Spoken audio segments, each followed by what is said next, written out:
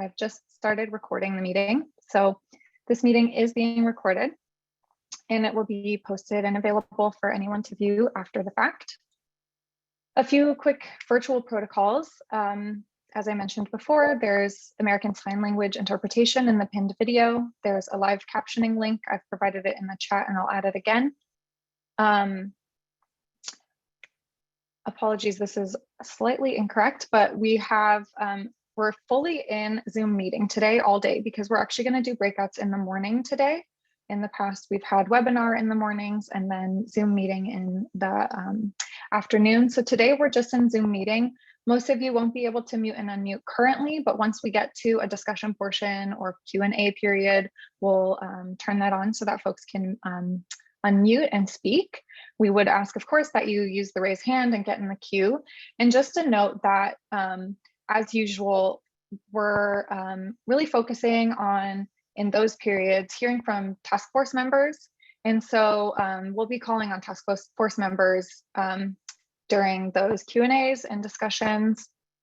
We are going to have a public comment period, as always, at the end of the morning.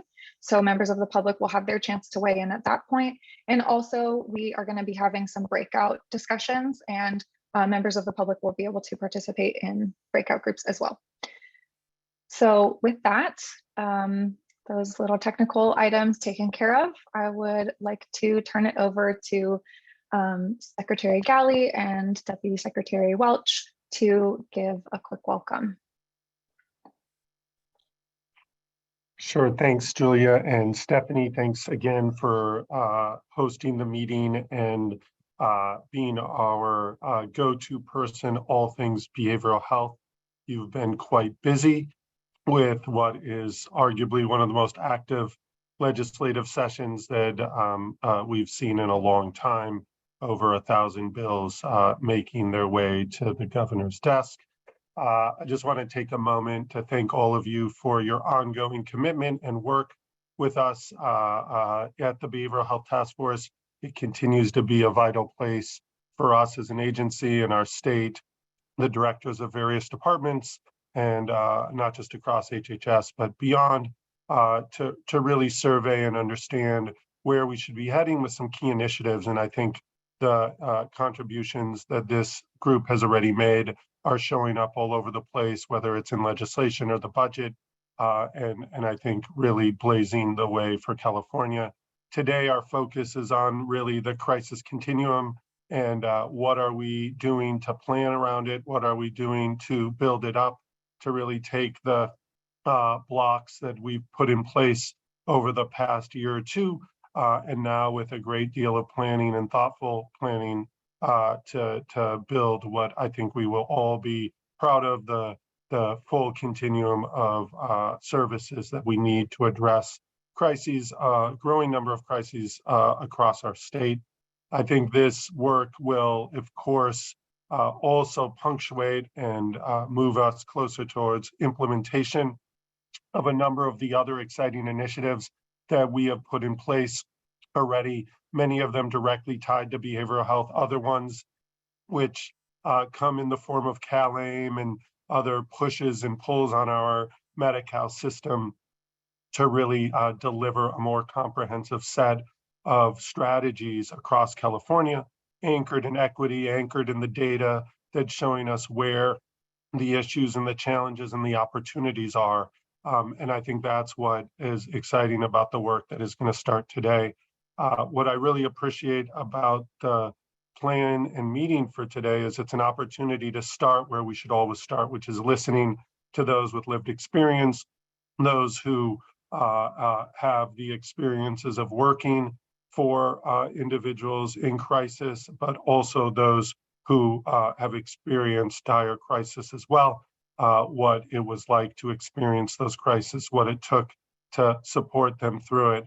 And hopefully we can learn and implement those learnings in our plans for what California is to put in place. This, of course, complements some of the work that showed up in the budget and legislation. I think the CARE Act passing through the legislature, the work on the behavioral health bridge housing opportunities to provide housing services for those who are experiencing homelessness with serious behavioral health conditions, and so many other efforts around workforce, around data, around quality, the CalAIM effort that I mentioned before, all parts of a larger puzzle that is a deep part of the governor's vision and hope to transform California's behavioral health system for all Californians, kids and adults alike. So a lot of tremendous work, and I'll just end by saying again, a thank you for spending your time with us today, providing your candid input, holding us accountable to do the best we can with the resources that we have, with the most vulnerable Californians deep in mind. So with that, Stephanie, I'll turn it to you. Thank you, Secretary Galley. And hi, everyone. Happy fall. Everyone got through the tremendous heat wave last week, and hope everybody's enjoying a little bit more cooler weather. I wanted to take a moment just to introduce a new staff person that we have who will be providing support to the Behavioral Health Task Force, and will also be working on some of agency's key initiatives like Care Court. And so Matthias Osterbrock, I think he also had a little bit of a technical issue, but I believe I saw him on the line, and I would just want to give him an opportunity to tell you guys a little bit about himself. We're very happy to have him on board here. Good morning, everyone. Stephanie, thanks for the introduction. My name is Matthias Osterbrock. I come with a background in research and education, juvenile justice, and some broader criminal justice reform, and then also several years in city planning and racially equitable community engagement for the cities of San Jose and most recently the city and county of San Francisco. I'm really excited to be here and nice to meet you all. I look forward to working with you. We are lucky, so thank you very much. And now I really wanted to, I believe, do I turn it back to you to go over the agenda for the day? Julia? Yes. Okay, thank you. Before we do that, actually, though, we would love to just take a quick opportunity to hear from our BHTF members and actually everyone on the line. We wanted to just do a quick little poll. Let me see if I can find it. Really just to get a sense, because this is one of the kind of key topics of our conversation today. We're going to be hearing lived experience perspectives related to suicide prevention, and also is timely given the month that we're in.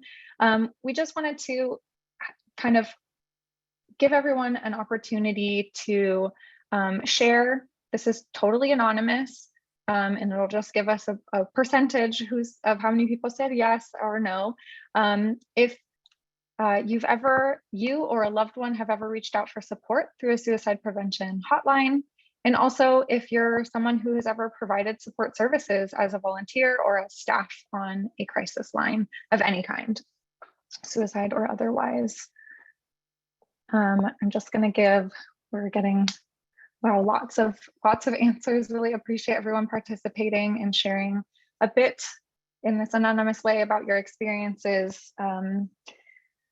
And I'll give just a few more moments for people to respond.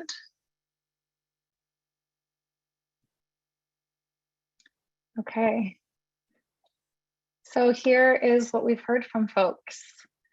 A quarter of everyone joining today, them or a loved one, have reached out for support through a suicide prevention hotline that we're aware of. Of course, that number is likely higher. We probably are not aware of all of that. And 30% have either volunteered or been staff on a crisis line of some kind. So just wanted to take a minute. That's our little intros for today. Since we have a lot of people on the line, we won't have a chance to go and meet each person individually. Okay, so with that, I'm going to go ahead and review our agenda for today. So this morning portion is really focused on the crisis care continuum planning work that the state is doing. So We're first going to hear, as I mentioned, lived experience perspectives on crisis prevention and response. Really, really excited to have that kind of be the first agenda item and really set the foundation and the tone for our conversation. From there, we'll hear an update on the state's behavioral health crisis care continuum planning from Deputy Secretary Welch. And then we will have a short break and go straight into breakout discussions, also related to that planning effort. Then we'll have public comment before going into our lunch break. And as I mentioned at the top, today we're going to be in this Zoom meeting the whole time. There's no lunch transition to a different meeting. So hopefully that makes things a bit smoother. And in the afternoon, when we return at 1 after our 30-minute lunch, we'll hear, we'll focus more on the Children and Youth Behavioral Health Initiative. So first, we'll hear just a general update on the CYBHI from Melissa Stafford Jones, who's the director of that initiative. We'll hear from a number of presenters on the CYBHI ecosystem working paper, and there will be a little bit of time to get some input on that. And then we'll have a good chunk of time to just sort of open discussion, anything that task force members want to bring into this space, sort of akin to the public comment, but for the task force members, just open kind of hearing from folks. And then we'll get closing thoughts and next steps at 2:50, and we'll close out at 3. So that's our agenda for today. And from there, we'll just go ahead, as I said, and we'll move straight on into the lived experience perspectives.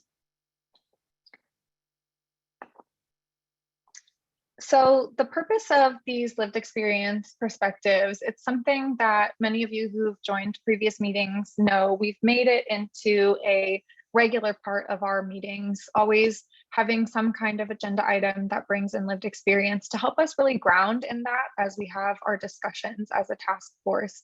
And so today we're really excited to have 3 people who work in suicide prevention and intervention. All of them related to D.D. Hirsch Mental Health Services, 2 who are involved with the crisis line, and then 1 is a peer facilitator. And so thank you deeply to Dino, Miguel, and Shauna for sharing your experiences. And Stephanie, did you want to add anything before we turn it over to them? Yeah, you know, I had the opportunity to meet with these individuals last week, and was just really moved by what brought them to the work that they do today. This is a topic that is, you know, a challenging topic to talk about. So I want to encourage people to take a break if they need to throughout the morning. And if there's anything that people need, certainly they can reach out to me personally. It's been a difficult few months. I know we've lost some leaders in the peer movement as well, certainly not to suicide, but I did want to recognize also that for several of us, this is one of the reasons why I didn't want to bring it up, because I knew I'd cry. We lost Sally Zimman, a leader in the peer movement. And so I think I just wanted to make sure that we acknowledged her here. I'm sure there have been several celebrations of her life and her contributions to the mental health movement. But Sally, for us here in California, really represents a central figure who changed the way that we operate and conduct our work, most notably and recently with the help that she and others had brought to us in our department through the work that they did to bring peer services as a Medi-Cal service. So I just wanted to have that moment as well. Many of us on this call deeply cared for her and were touched and taught, frankly, by the work that she did. And one of the things that I, in my career, had the opportunity to do for several years was to work with these crisis lines, and something that I was tremendously moved by in doing this work was that individuals, whether they had experienced a terrible loss due to losing someone to suicide, or they themselves struggled with a suicidal ideation or a suicide attempt. And they took that experience and they brought it to the work that they do and the advocacy that they do. And I was just incredibly moved by meeting many of those individuals years ago. And so I wanted us to have the opportunity to hear from some folks who are in the field doing this now. And again, as we break into our work groups this morning, really, again, grounding ourselves in thinking about the user experience, the consumer experience, the family experience that people have when they are in a crisis and have to access crisis services. And I thought it would be really important to have and listen and learn to these individuals prior to going into those working sessions. So apologize for getting a little choked up, but I will pass it back over to you, Julia, so you can introduce our panel. And I'm really excited to hear from them. Yeah, great. Thank you, Stephanie. What you said is so important. And as you said, we would just really deeply appreciate Dino Alzadon, who's a suicide crisis intervention supervisor and counselor, Miguel Siricchio, who's a loss survivor and a peer facilitator, and Shauna To, who's a crisis and follow-up counselor, for sharing their personal experience and also the insights that they've gained through their personal experiences and through their work. And as we mentioned, just we're bringing lived experience into the conversation to inform the discussion that we'll have later. And one of the things we're really excited about is that these three individuals are bringing a diversity of lived experience, and we just want to kind of like highlight and ground into lived experience generally, but also into the fact that lived experience is diverse and that it's critical that we continue to bring and make space for different experiences and perspectives. So with that, I will go ahead and turn it to Dino. Thank you, Julia. Good morning, everyone. My name is Dino Alzadon. In November 1997, I attempted suicide for the first time. I was hospitalized for a week. The following year, in November 1998, I wanted to do it right and bought a gun. Thankfully, my therapist helped to de-escalate me, and I spent another week in the hospital. After that, I suffered for over 10 years with clinical depression. Fast forward to August 2014. I was gainfully employed and putting my life back together. Following the suicide of Robin Williams, I was compelled to do something. I wanted others to benefit from my own experience with suicide and mental illness.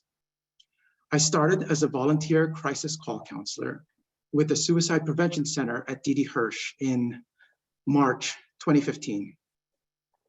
In 2019, after more than 10 years in my primary job as an industrial designer, I rose to become the senior product designer for a high-end and exclusive lifestyle company. I was ready for a new challenge and wanted to give back more to the community. I looked at what I was most passionate about. I looked at what gave me joy and a sense of purpose. And I kept returning to my volunteer work in suicide prevention.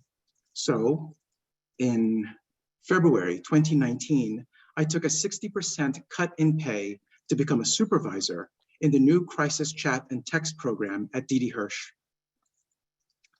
I realized that as a counselor, I could help one person at a time, but as a supervisor, I could help to train and mentor others in doing the vital work we do. I could amplify my efforts and reach even more people in need. Since I started, I've personally trained a dozen more crisis supervisors and countless other volunteers and counselors. After more than 7 years and over 3,500 hours of working in suicide prevention, combined with my lived experiences, I've learned a few things that I'd like to share with you today.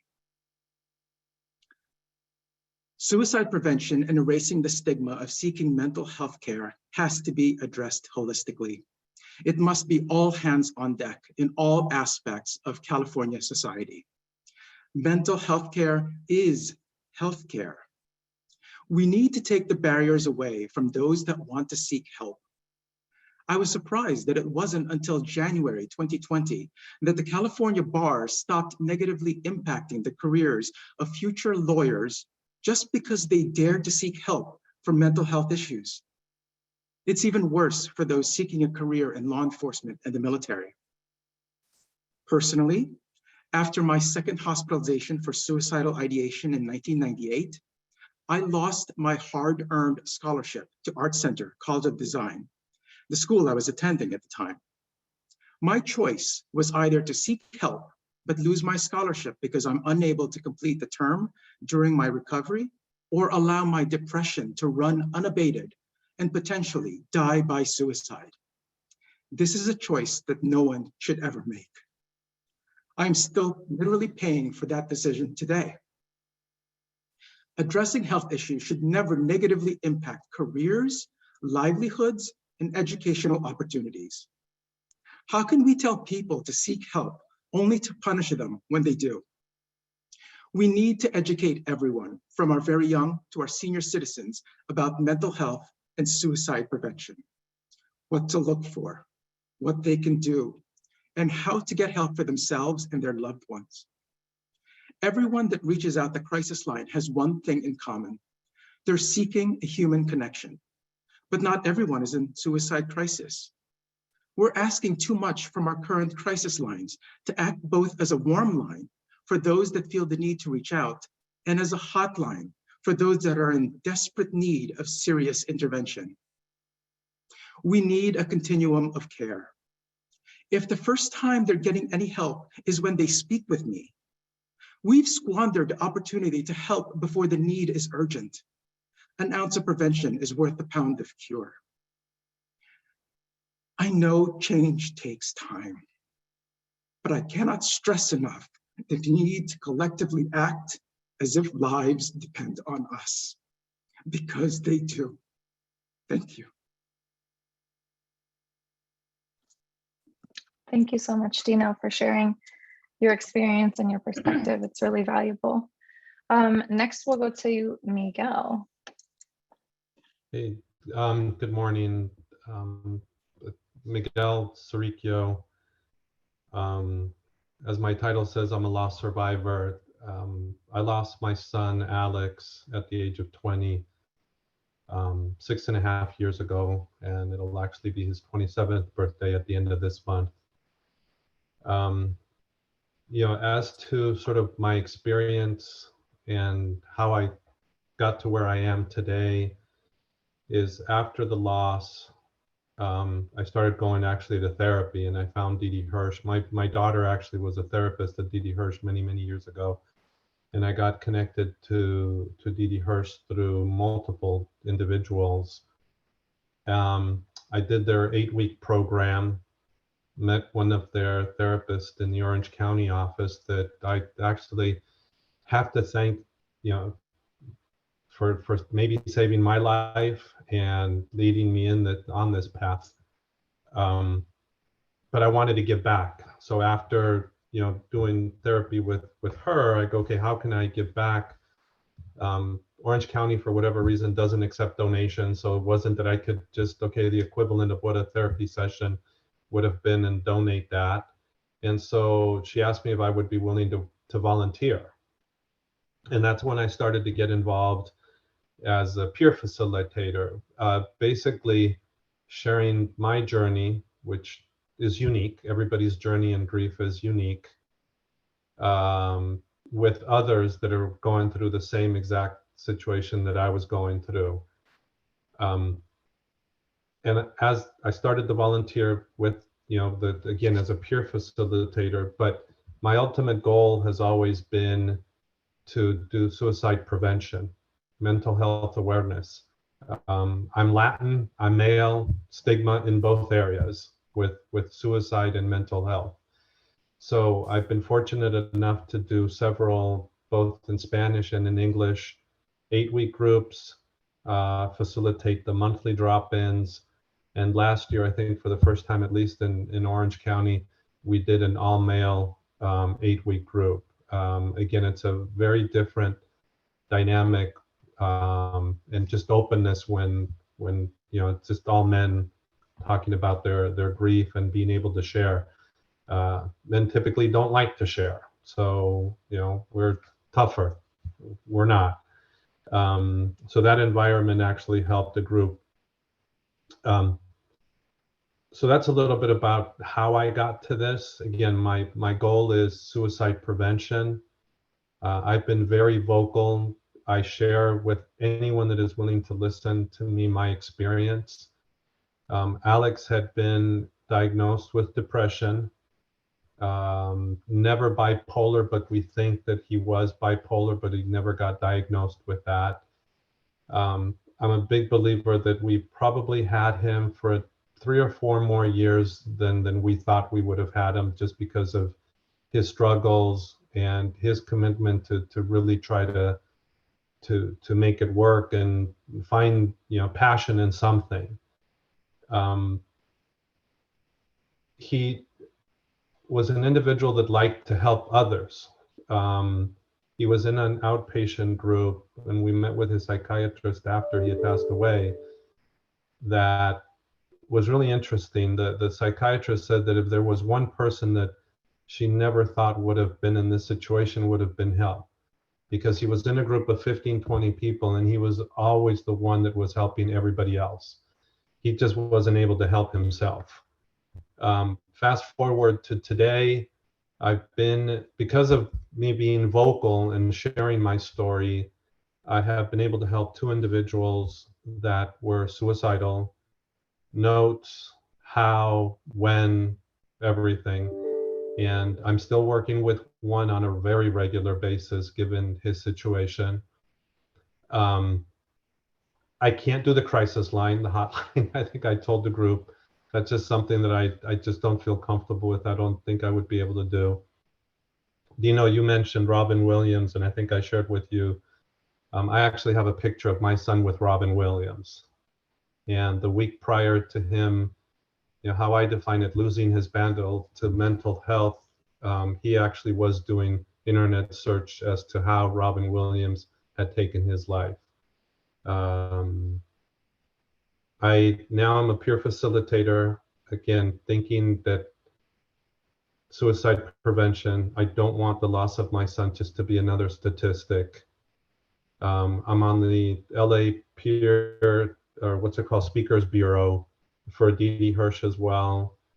So I've been interviewed on Spanish-speaking television as a panelist on suicide prevention or mental health.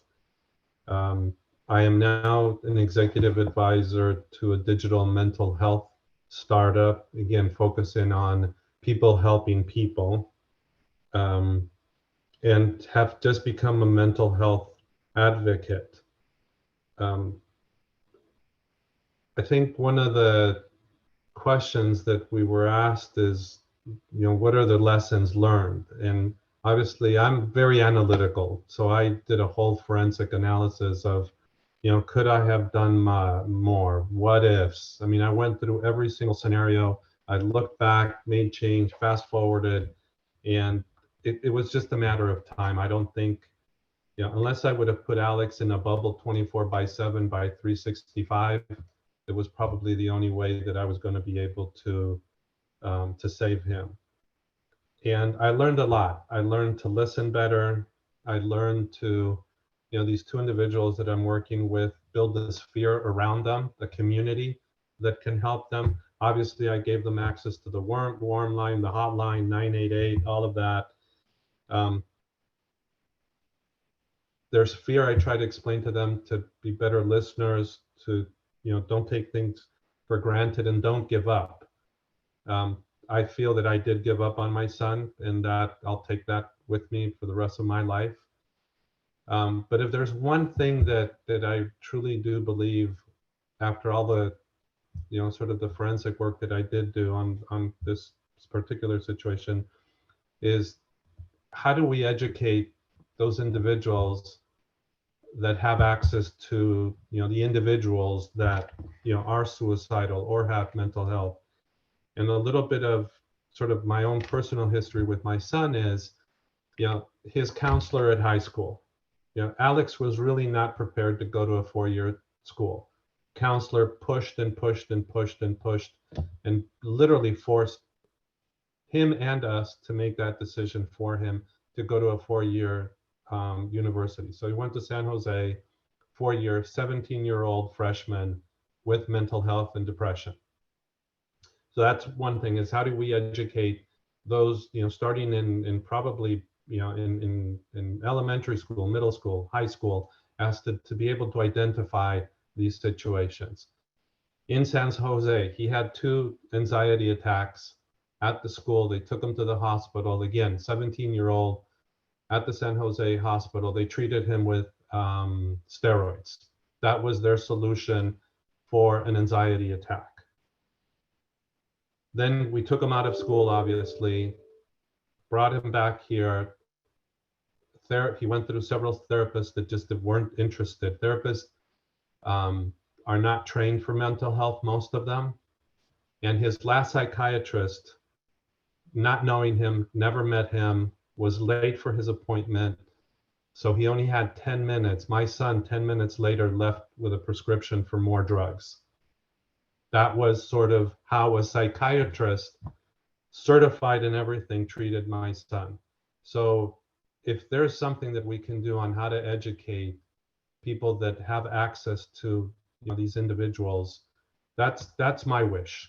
Should therapists be trained on mental health, the psychiatrists, all the counselors, part of the Speaker Bureau? That's my goal. I want to get in front of counselors, of schools, anybody that has access to them, and tell my story. Thank you. Thank you, Miguel. Again, really appreciate you sharing your personal story and bringing up that sometimes the issue is having access to services, and sometimes the issue is those services aren't meeting the needs. Stephanie, it looked like you might have wanted to weigh in. Okay, I thought I saw you come off mute. Okay, really, really appreciate both of you sharing your perspectives, and are looking forward to hearing from Shauna as well. Hi, everybody. My name is Shauna. Thanks for having me here today. I'm a follow-up and crisis counselor at the Suicide Prevention Center of D.D. Hirsch Mental Health Services. And I came to the work because of my brother, Brandon. He was diagnosed with bipolar disorder and had his first suicide attempt when he was in college. And this was a really big, it was a really difficult thing for him and for our family. A lot of the assumptions that we had about, the world and our lives kind of really changed. And we had to kind of, face the reality of what his situation was. And, he had a lot of struggles through his 20s, and we struggled with him and tried to kind of figure out kind of what our new normal would look like. He had, several attempts, was hospitalized, I think had various experiences with different sorts of services, some more appropriate than others. Thankfully, he was able to, stabilize after a few years, and he actually started working on the crisis lines. First, he started up in Alameda County, the call center there where he was living. And then he moved back down to Southern California and started working on the lines at the Suicide Prevention Center at D.D. Hirsch. And he worked there overnight shifts as a supervisor and a trainer for over a decade.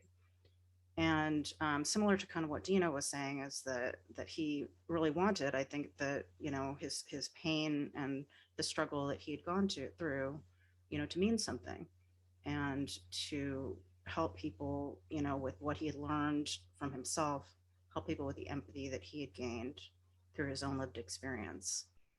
And that was something, the idea of lived experience, I think, was something that had just been started at that time to be understood as kind of an important part of, crisis intervention, therapeutic processes, and that kind of thing.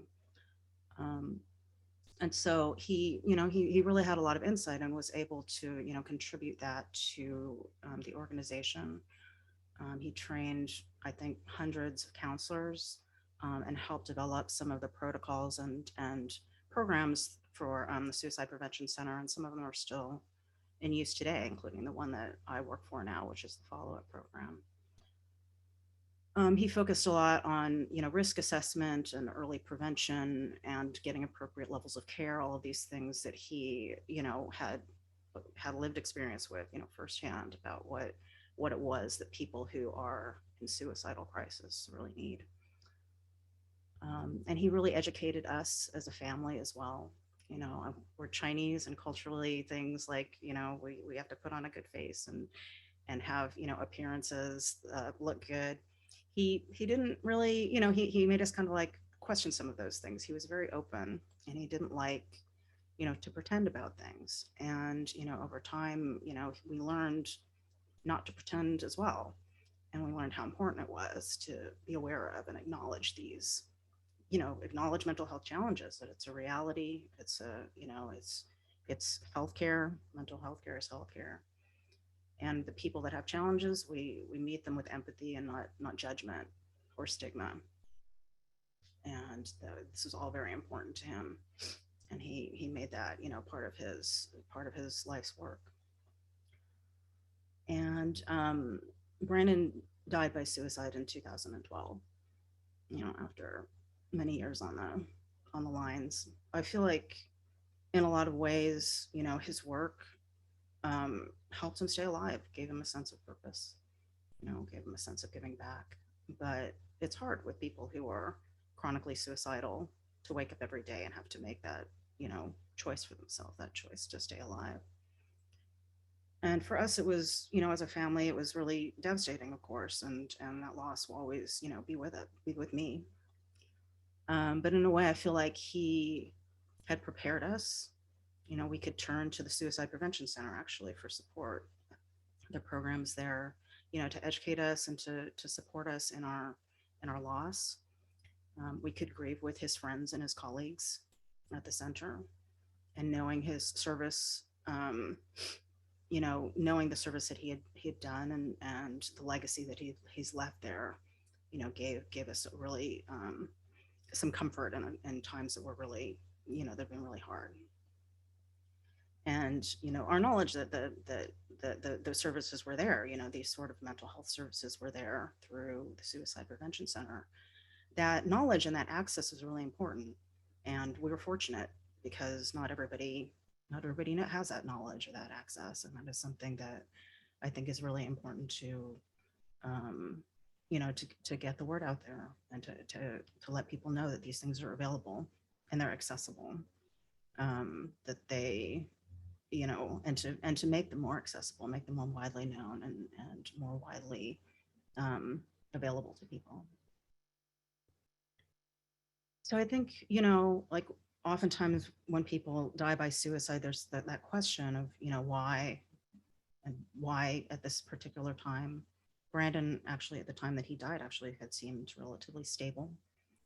But from me working on the lines over time, I realized that both from his experiences and now with mine on the lines, for people that are in suicidal crisis, it's really a question of day by day, and sometimes even hour by hour or moment by moment, having to, evaluate their circumstances and live with their struggles and their pain and really just evaluate whether they want to stay alive. And to me, this is why the crisis services are so important, because we, need people to be there when people really most need it, and to talk about it. Because, in this world, I think we're still, even in going into this meeting, we talked about how this is, it's difficult to have conversations about this. It's difficult to have conversations about suicide, even about, general mental health. It's something that is still, almost, it makes people uncomfortable. We don't accept it kind of in our day-to-day reality. It's an anomaly, when people are depressed. It's an anomaly when people are suicidal. And that makes, the people that are struggling with that feel very, outside. It makes them feel very other, like they have to, they don't have people to turn to, and they don't have people to talk about it with. And, you know, at this point, the crisis lines are sometimes the only place that people can go to really be open about what it is that they are feeling and all of the dark feelings and thoughts that they're having in their minds. And those thoughts can really, you know, when left unchecked and when left without an outlet, they can really feed on themselves and spiral and make things a lot worse. And so I'm really happy to, you know, be in the position where, as a, you know, I can be on those front lines and provide people a place to go, a safe space. We can't, you know, offer solutions. Obviously, nothing is going to be solved, you know, like in a 30-minute crisis call, but we're there, you know, to support them, to give them options, to do what we can to get them through those moments, and to empathize with them when they feel like maybe there's nobody else in the world who can empathize and who will understand what they're going through. And so, you know, I will just kind of reiterate, you know, I think that both of what Dino and Miguel were saying there, it's really important, that idea of, you know, the mental health and crisis continuum being an all hands on deck prospect, that any barriers and stigmas that still stand in the way, we need to, you know, continue to fight to take those down. I know that there are many communities that, you know, just don't even believe, you know, in mental health services, and they, you know, they might not even believe in healthcare services. You know, they're reluctant to kind of seek help, and that's something that, you know, needs to be, I think, addressed in those communities. But yeah, the ideas of, you know, having access and equity and taking the barriers away. I think that, you know, this is something that I found in my work is so important, just to people, treating people as people and not abstractions, not as numbers, and be able to meet each person where they are on the day that they're in, and help them through that time, and make sure that everybody has that, you know, the opportunity to have a place to go where, you know, that it might be their darkest day, and people have those dark days, and that everybody who has one of those dark days is able to, you know, to find that connection. Thank you. Thank you so much, Shauna, for also sharing your personal experience. Really appreciate all three of you helping us ground into that and have our conversation start from there. And as you said, Shauna, that the importance of really having all hands on deck, and in terms of services, in terms of making sure that people have, you know, the support that they need when they need it. And also in terms of everyone together fighting that stigma. That's such a big issue for many people. So with that, I'm going to go ahead and turn it to Stephanie. Actually, just one quick thing before I do that. We are going to be moving into breakouts after Stephanie's presentation and a quick break. And so I just wanted to invite everyone to please let us know in the chat. You can do this anytime between now and when we go into that break, what your preference would be to participate in a breakout on the topic of behavioral health crisis prevention, response, or stabilization. Put that in the chat and we'll create our breakout groups accordingly. Okay, and with that, I'll turn it to Stephanie. Great. I just want to thank our panelists again. And if I've learned one thing this morning that I'm going to remember to do more regularly is really just talk about suicide. People are afraid to even say the word. And I just, this was such a great reminder that it's really important to talk about it and not shy away from the subject. Not to use the word is important. We have research that backs up that the more we talk about it, the more we raise awareness and bust barriers. And I just want to thank you, you know, we have volunteers like these individuals, and I know some of you are also staff, but who are working hard on these crisis lines every day and 24/7. Text, chat. I know you have been working extra hard in the last month since the transition to 988. I was reading some research last night, some numbers about how much the call volume has dramatically increased. And I just want to thank you for your dedication to answering those calls. All right, so going to make a little transition here and get us kind of refreshed on the presentation that we gave, I guess it was 2 weeks ago at this point, on August 31st. And I'm hoping that folks got a chance to quickly review those slides if they weren't able to participate that day, because we are going to kind of jump into some content today. And so let's go ahead and move to the next slide. Great. So, and I will, I think, kind of speed this up a little bit. I think many of you were able to participate in the meeting that we had a couple of weeks ago. So what I'm going to do real quick is recap some of the content from that to get us oriented again, so that we are really ready to have a conversation about the future state and future standards around the crisis care continuum. So we'll do a quick recap of what we know so far about the current state, and we're going to introduce some concepts around what a excuse me, I'm not being very articulate this morning, but a future state of minimum services would be.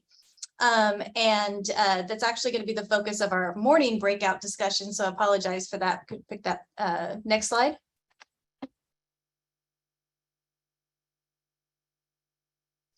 So real quick, as a recap, agencies' task here in developing the crisis care continuum blueprint and roadmap consist of these particular elements overarching. So it really is to map out the statewide vision for a full set of services for individuals experiencing crisis interactions. So the interactions between 988, 911, our Medi-Cal mobile crisis response, crisis receiving facilities, and long-term crisis residential services. It's to articulate some statewide minimum standards and metrics, which we'll talk about today. It's to lift up models and prototypes that are innovatively happening at the local level. It's to provide a high-level view of the resources that are going to be required, and also to plug in where our current investments could be used in order to meet some of these goals around developing a robust crisis response system. It is to outline a governance model for state actors so that we can support ongoing, improved, and future implementation, and to identify approaches to reach major milestones. And this really gets at the fact that, you've heard me underscore this many, many times, but that we recognize that it's going to take time to build out this system significantly, and this is going to help us kind of decide what to do in what order, and to make some goals for ourselves in building out that capacity. Next slide.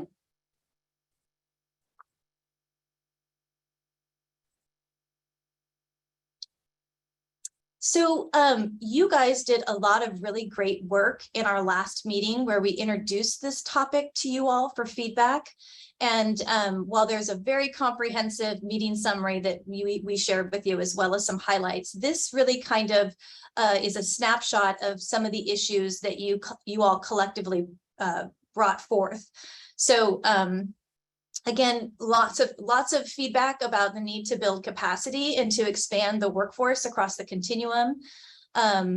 And that also there was a need to really focus on building equity in this work. So making sure that we were expanding culturally appropriate and anti-racist care. That similar to some of the themes we heard this morning already, that it was really important to expand access to community-based care, and for that care to be high quality so that there is a trust between the person who's reaching out in the crisis to be received in a place that is warm and welcoming and really can deliver care. That it was very important to think about integrating services across funding streams, and much concern about that we need to make sure that it doesn't matter what your pay source is, whether you're a Medi-Cal beneficiary or someone who's on commercial insurance, et cetera, that there should be no wrong door approach. Everybody should have the ability to have access to high quality crisis services. There was a lot of discussion and you guys know this is an area that I'm particularly interested in, which is how do we build bridges between services? How do we have better real-time linkages? How do we do this hard work of really providing warm handoffs across systems, across different databases? I mean, it's really some challenging technical work there, but it really could go a long way in helping people. And that's kind of where we landed on the last one, is that in order for us to be able to do that, to have that bridge services, to have those real-time linkages, to be able to do follow-up for people who have experienced a crisis, we have to address some data sharing issues and also think about how we can focus our resources and monitor our progress. This is really just getting at trying to better understand which crises are the most effective for certain circumstances and for certain individuals. Next slide.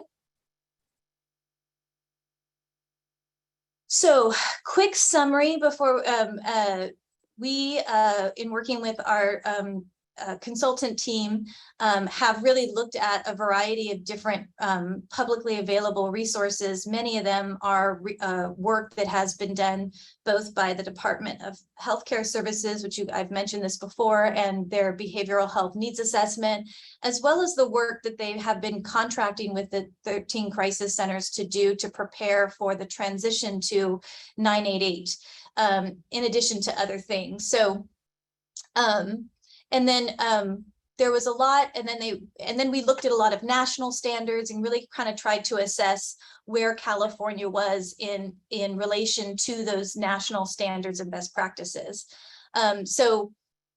What we found so far, preliminary, is that there have been many local and statewide efforts related to crisis care, but there is room for improvement of the issue I was just mentioning, which is really improving the coordination between crisis prevention, response, and stabilization. Think of all the different partners that are involved in that. I mean, I think it reflects almost the makeup of the membership of this particular group, right? People who work in crisis prevention might be public health folks or education. People who are working in stabilizing services are our network of CBOs and county operated programs.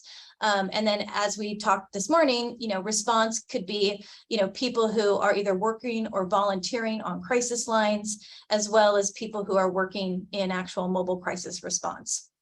So next finding, across California, there are different approaches to crisis prevention, stabilization, and response, and with considerable geographic variation in the availability of services, particularly county warm lines. I know there's an effort underway to kind of provide some ongoing support to peer-run warm lines through our state warm line contract.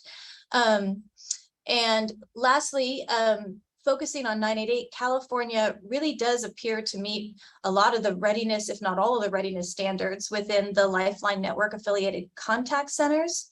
And that is kudos to the hard work that they have been doing, the investments that have been made over the last couple of years, but it's really, as I learned, this long history, decades and decades, if not 50 plus years ago, of suicide prevention activities taking place in the state. But again, how we coordinate the work of these crisis and suicide prevention lines with our larger network is something that we really have to do some significant work in. Next slide.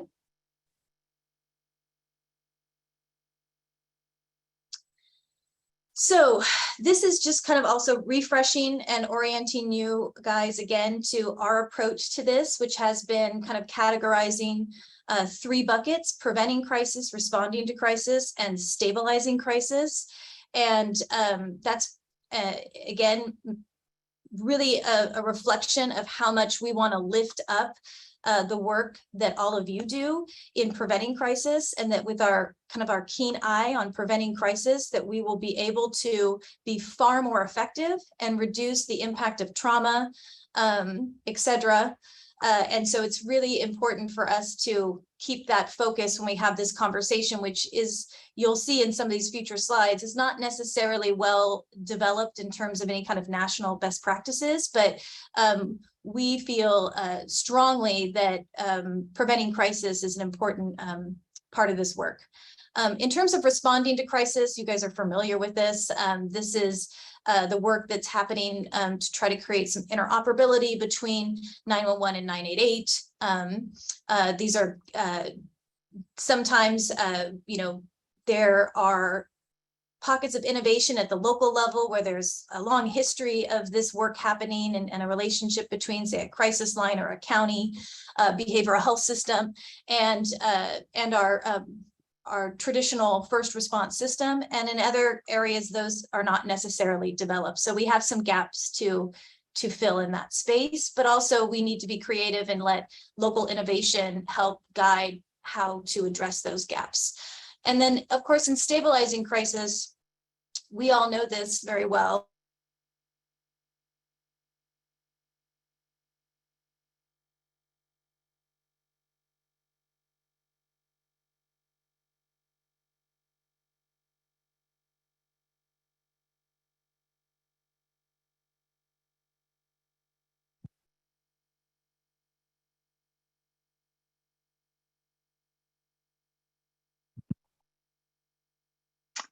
It looks like we may have lost Stephanie.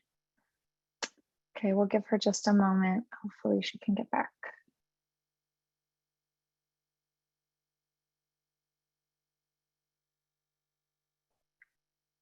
Apologies for that delay. Bear with us just for a minute.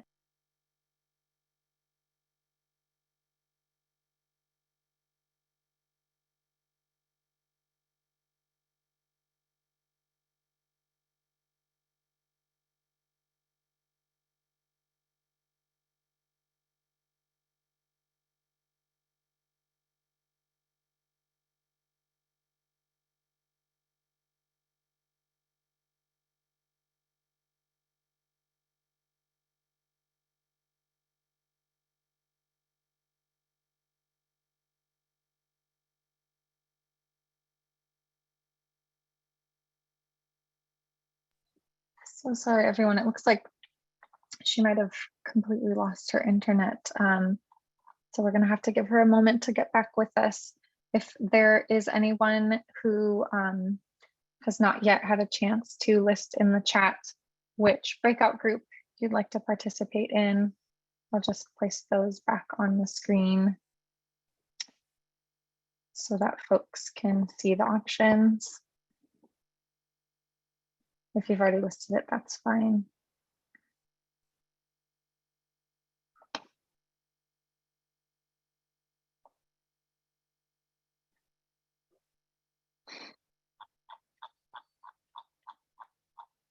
Yeah, if you've already put it in the chat, that's great. I already have you listed, so no need to repeat.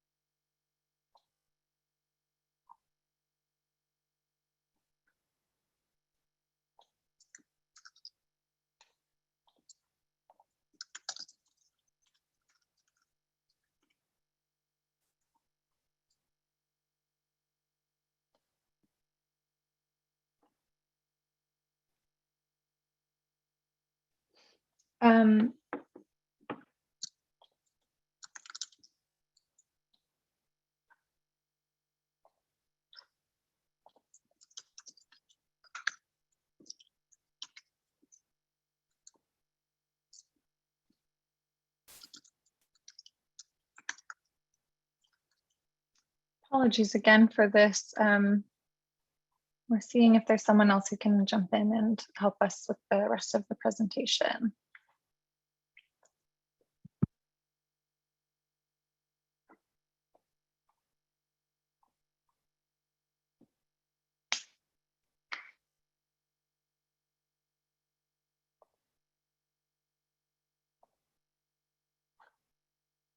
Okay.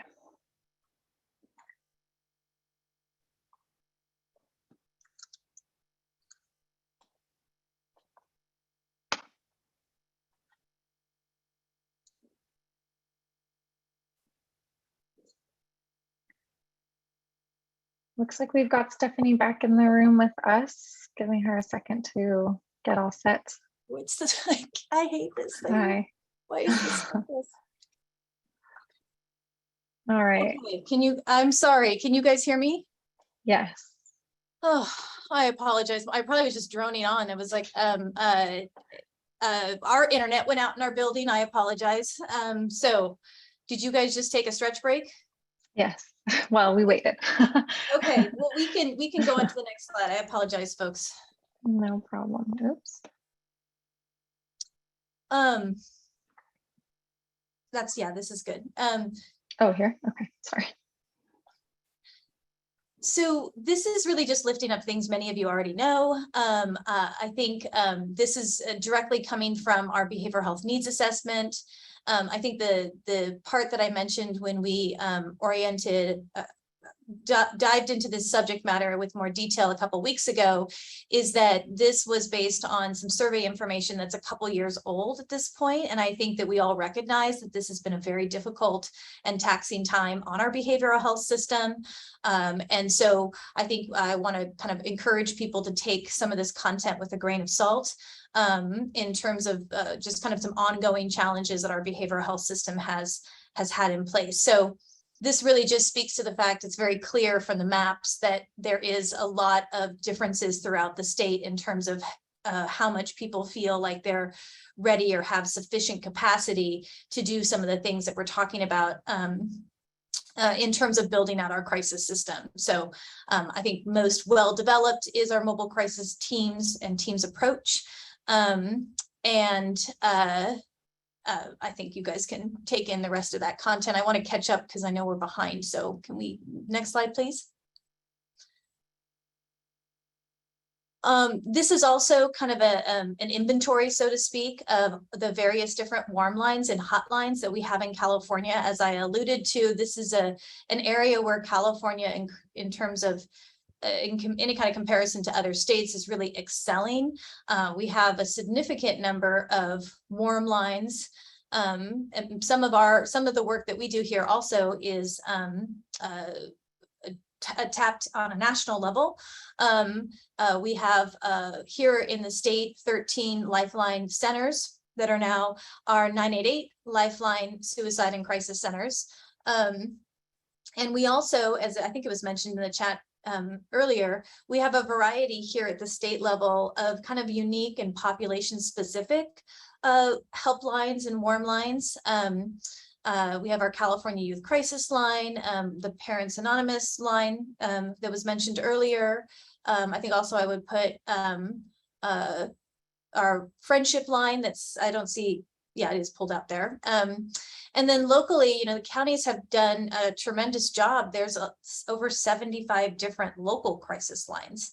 And again, you see some significant call volume as well. Next slide.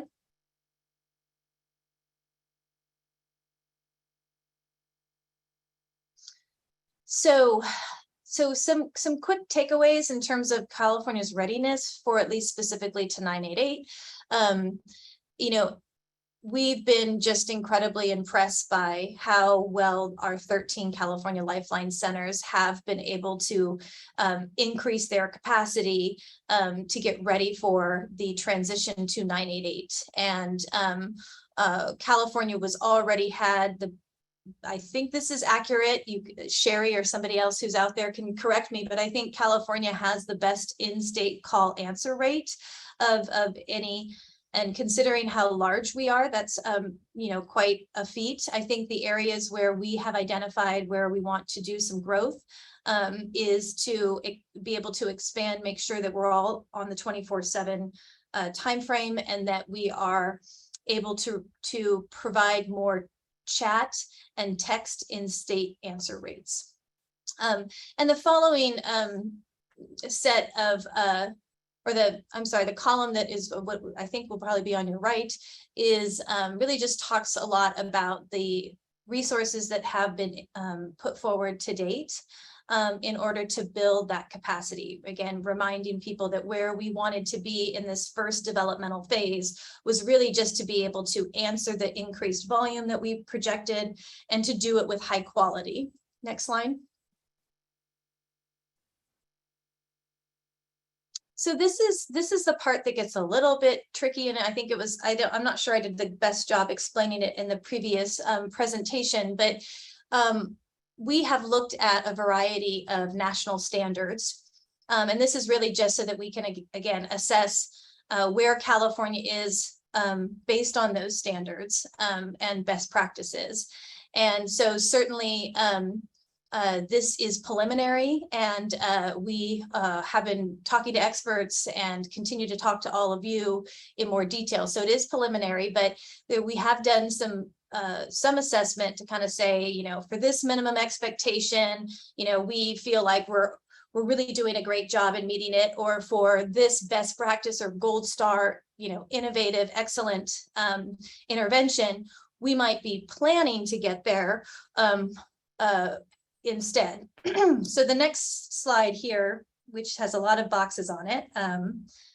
Next, oh, sorry. I'm jumping ahead a little bit. So quick summary before we get into the details, that we are interested in preventing crisis, as I mentioned, and have, you know, many ongoing public health initiatives and larger behavioral health initiatives are inclusive of addressing issues around substance misuse, etc.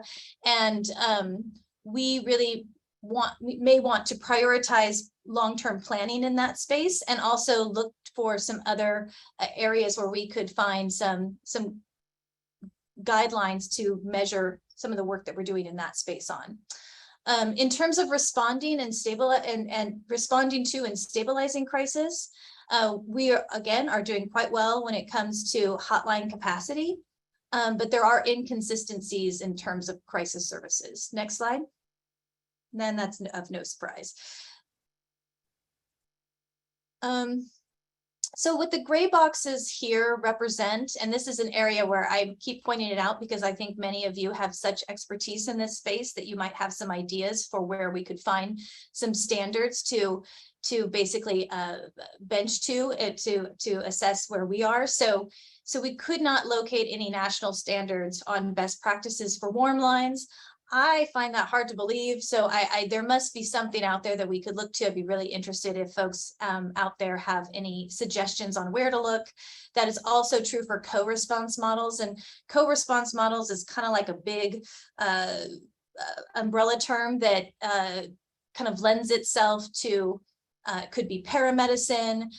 It could be just different ways in which people have found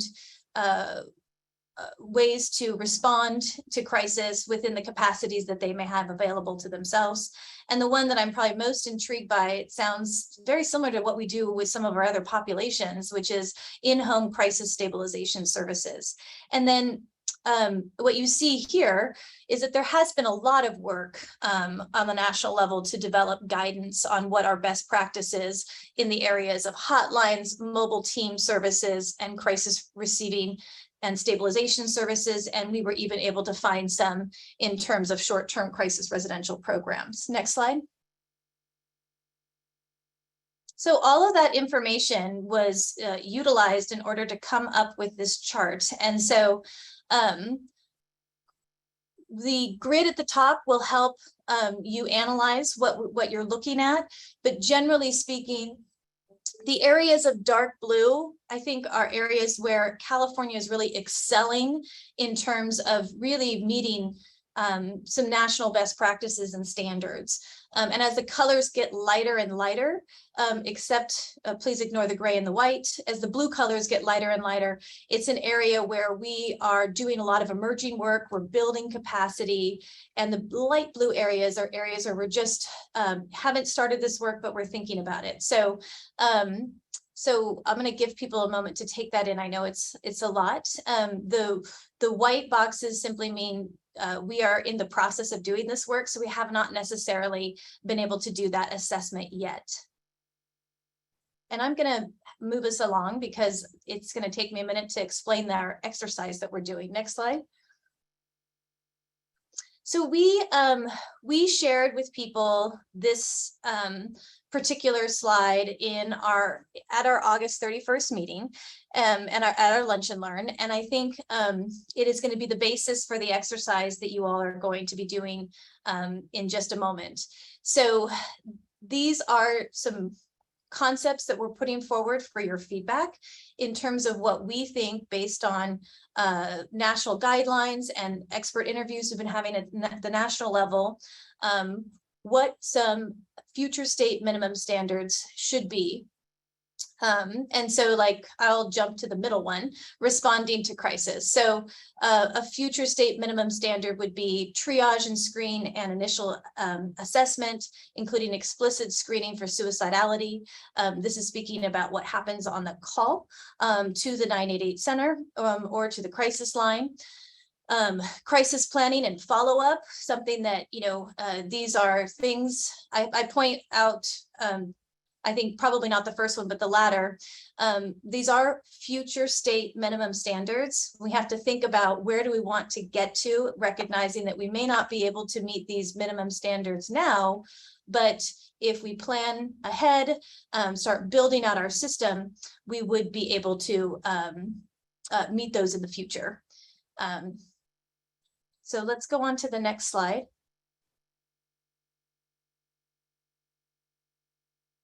So before we go into the process of kind of giving you guys some instructions on the breakouts, just wanted to acknowledge that we will have some more opportunities in October and November to provide more specific feedback. We haven't figured out the venue, so to speak, or the mechanism or forum. If probably a webinar like this is not going to be as effective. So we're still working on that. So more to come on that, but wanted to put people on notice that we're really interested in getting more of your feedback in the next couple of months. Next slide. Okay, so I think Julia, that I'm going to pass it back to you to do the first part of the instructions for the breakout groups, and then I'm going to help you along, I believe. Yes, so we do need a little bit more time to be putting people into their actual groups, and we had promised a short break. So let's go ahead and take a few minutes break real quick, and then we'll come back and do the instructions and go into those breakouts. And so let's make it a little bit shorter. Let's make it 3 minutes. So let's come back at 11:17. Quick bio break, and we'll be back at 11:17. We'll just describe the breakouts and then go ahead and have those discussions. Okay, thank you.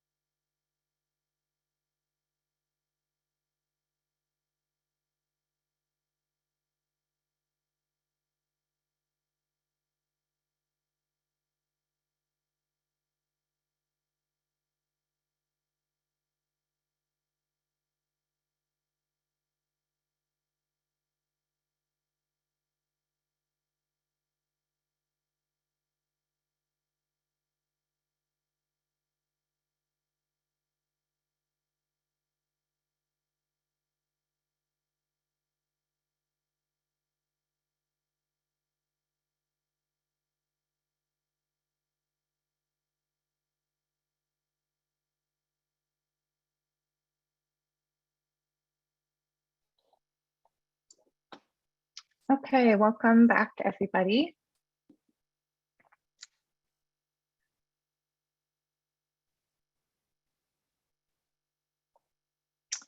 So as Stephanie said, I am going to do a first kind of explanation of what the breakouts are going to look like. So as usual, the breakouts are an opportunity for task force members and the members of the public to connect to one another. And then this is also, of course, informing all that work that Stephanie was just describing. So we are going to have the groups are based on your preferences that you've indicated, but random who's in which group. And the overarching question that you guys will be talking about is what standards should we strive for to ensure that all Californians have access to basic behavioral health care services. And so that's the overarching question. And the agenda for the discussion is going to get a little bit more specific. So when you move into the breakout groups, please take just a couple quick minutes to do some logistics. And what that is just identifying a timekeeper, a facilitator who's going to help ensure that everyone has an opportunity to contribute to the conversation, and then a note taker and reporter who will report out on behalf of the group. We're going to put a link in the chat to the notes documents, and you'll find the one that corresponds to your room number and topic. And so once you've defined those roles, then start with a quick brainstorm. You'll see that the notes document already has some of those standards, the ones that Stephanie just presented. And so there will be space to add if there are more minimum services that you think all Californians should have access to. So that'll be a quick few minutes to do that brainstorm. And then you'll spend a little bit more time looking at each of those standards that are on the list and thinking about, is this currently available? Is it currently in planning? Or is it something that really we're aiming for, but it's not even yet in planning? And then really the bulk of the conversation is around what's needed to make these standards available. So you'll spend more time really thinking about that, and then you'll see that there's also going to be space for sharing any additional input or considerations. And then before we come back together to the full group, it would be great to have everyone take a few minutes so that your note taker / reporter doesn't have to think all on their own about what are the key takeaways. Instead, think together about 2 key takeaways from your discussion that you'd like for that reporter to share out. And just a note on the report out, we are gonna, given the time constraints, we're just gonna hear from task force groups, task force member breakout groups. However, we will be collecting the input that is in the notes documents from all of the groups, task force members and the public. And so for those who are members of the public, your groups won't be doing the live report out, but we will be reflecting your input in our summary. So I'm going to turn it back to Stephanie to walk through an example of what we're talking about here.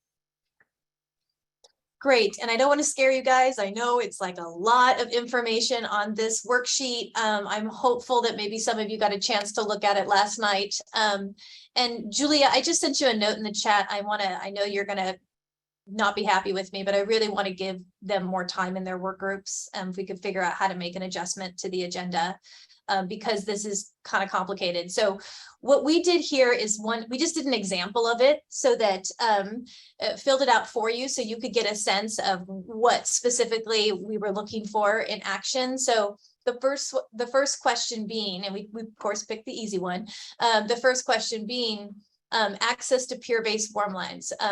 We did say and make an assessment that they are currently available. So we put the check, we X the box right there. I get to just real quick why we use the word aiming for.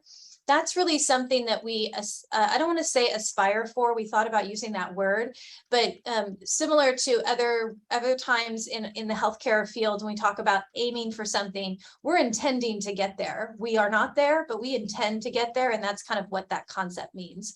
And so in the next box, when we talk about what is needed to be able to achieve this standard, this is really the gaps that we want to fill in meeting this standard. So while we know there's access to peer-based warm lines, we know that we want to improve our ability to be more culturally and linguistically competent and accessible through those peer-based warm lines. We also really want to improve our outreach to bring in more diverse volunteers with lived experience and different kinds of lived experience, right? We heard from people today whose lived experience is really in this space around people's experience with mental health issues, but also their experience with suicide, loss, etc. So I hope that that's kind of helpful. And then lastly, you know, we did put a lot of boxes in here for you, but we want to give you some flexibility to provide additional input considerations. And so that's kind of what you see in on the far side of the worksheet. You know, we know that you're all innovative and have bright ideas, and that column really gives you an opportunity as a group to share with us other things that you've discussed when talking about that particular minimum standard. For example, the group identified this standard as a top priority. So I hope that's helpful in kind of walking you through how to utilize this template. And Julia, I'll pass it back over to you. Okay, great. So as Stephanie said, we are running a bit behind, and we do want to make sure this piece of these breakout discussions, we know and feel that they are super critical. And so we want to make sure that folks have plenty of time for this discussion. So what we're going to do is we are going to push our lunch break back a bit. We'll give everyone 40 minutes for this discussion. So we'll come back together at 12:05. And then we'll have the BHTF member groups each share just one key takeaway. And we're really going to ask that folks be brief. I might cut in and interrupt you if need be. And so that way we'll get 40 minutes. And then our public comment, we'll have to push that back into the end of the afternoon session. So I think what we'll do is we'll have a little less time for the task force members open discussion, take public comment then instead. So we are probably going to have to continue assigning some people who responded a bit later to the question about your preference as the breakouts get started. So those who we've been able to assign will go ahead and open those breakout rooms, and everyone else just hold tight. I'll be moving you and you'll get put into your breakout rooms as we go.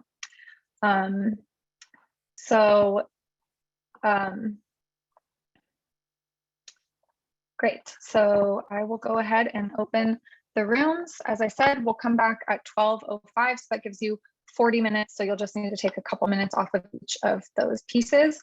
And actually, sorry, before we do that, let me just make sure that everyone has the link to where the notes documents are. So here is. While you're providing that, Julia, I think Kim asked a really good question. And I think I really want to remind people these are statewide standards. So if I was very candid in my comment back to you, Kim, that there are probably not a lot of things that we feel like we could put our stamp on and be like, hey, we're done with this. I think that is, I think most things we are going to be in kind of the planning or aspiring to get to process. I hope that helps a little bit, but again, that's why we put that one column on the side for you guys. If you have insights that you want to share with us that don't seem to fit in any of the boxes, please put them there. Okay. So as I said, I'm going to open the rooms, and those of you who don't immediately get moved, please just bear with me as we get you where you need to be.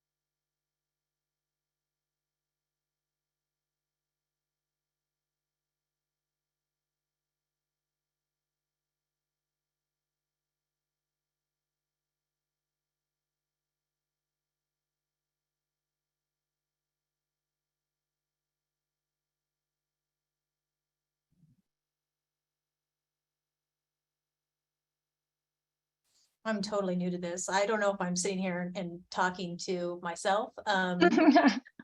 Hi. Oh, Which room would you like to go listen into? it looked like we were kind of light on the stabilization side, so you can send me there, Great. the stabilization room. Yeah. Okay, I'll do that. Liz, go to the find you in this. stabilization room. There's not a lot of people in stabilizing crisis, which is the fun part. Oops, bye, Stephanie.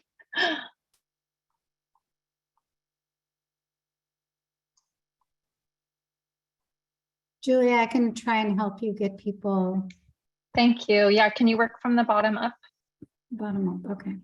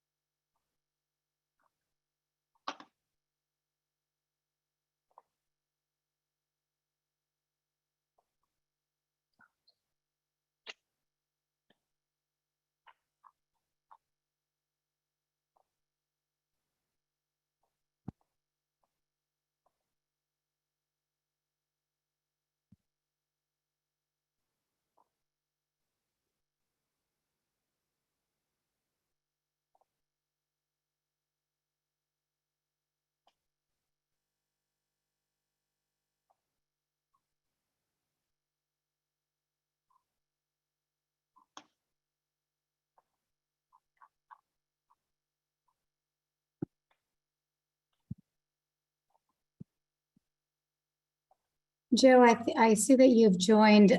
We have 3 groups that we're looking for people to join: prevention, response, and and prevention, response, and stabilization. Which one are you interested in? You're muted. You can put it in the chat. Not in the chat. Okay, let's see if I can get you. Yeah, here we go. Can you unmute? There you go. It was not allowing me to unmute. Yeah, okay. You choose. Oh, okay. All right. I remember our conversation about upstream the river. I'm going to put you in prevention. Okay.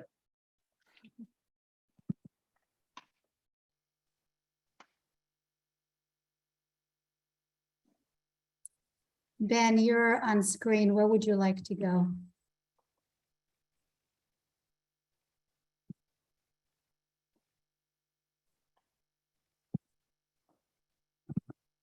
You should be able to unmute now. Prevention, please. Okay.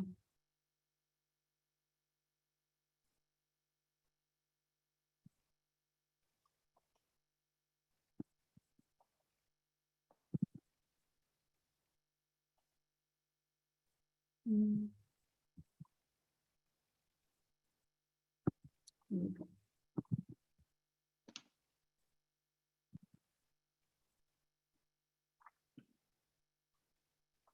And Elisa, where would you like to go?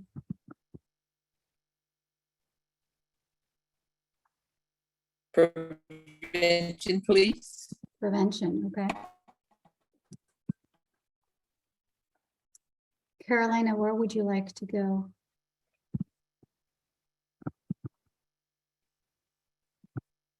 Should be able to unmute. Stabilization, please.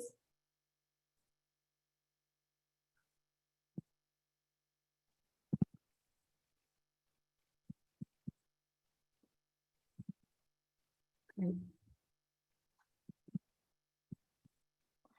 Jennifer? Stabilization, please. Thank you.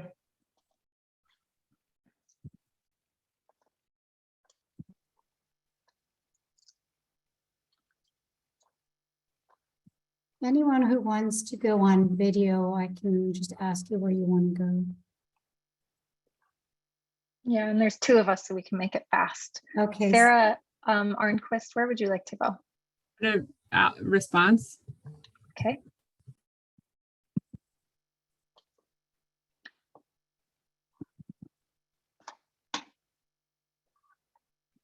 And Al?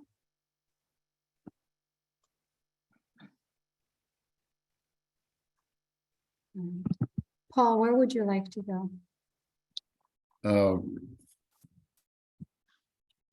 Response.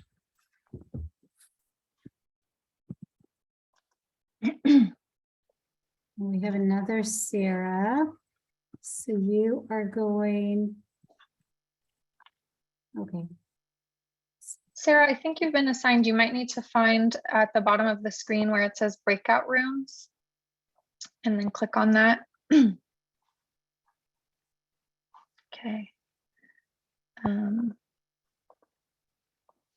Is there anyone else with us who'd like to get moved into a room? Please feel free to put your camera on and we'll see what we can do.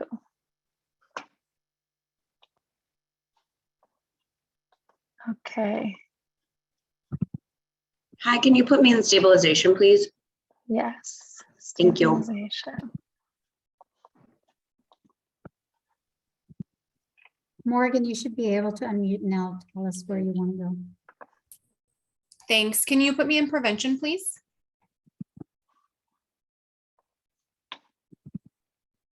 There you go.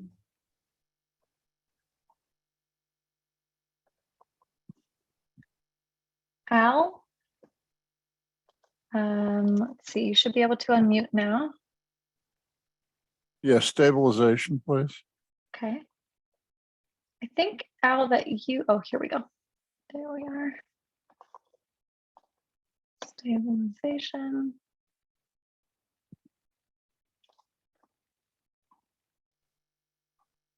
Okay.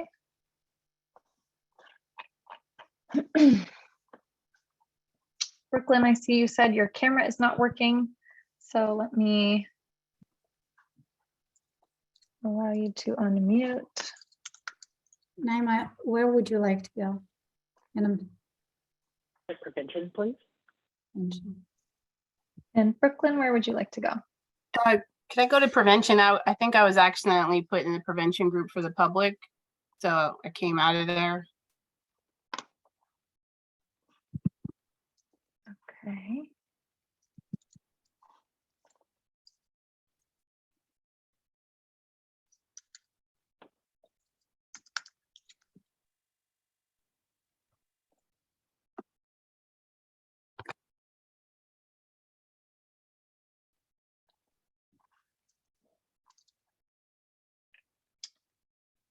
Sorry, Brooklyn, it's going to take me just 1 minute to find you.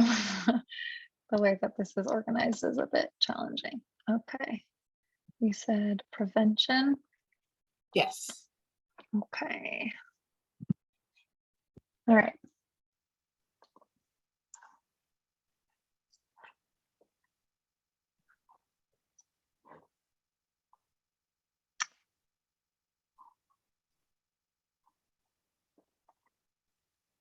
Is there anyone else who is with us who is hoping to get moved? If so, feel free to chime in the chat. There's been a lot of chats, so maybe we can just start from scratch here. this is quite the exercise to get 150 people in rooms. Really. Yeah.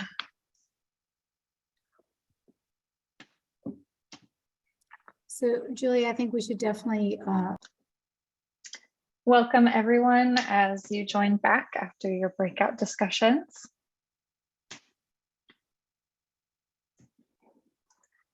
We'll give everyone a couple more moments to get back into this main room together.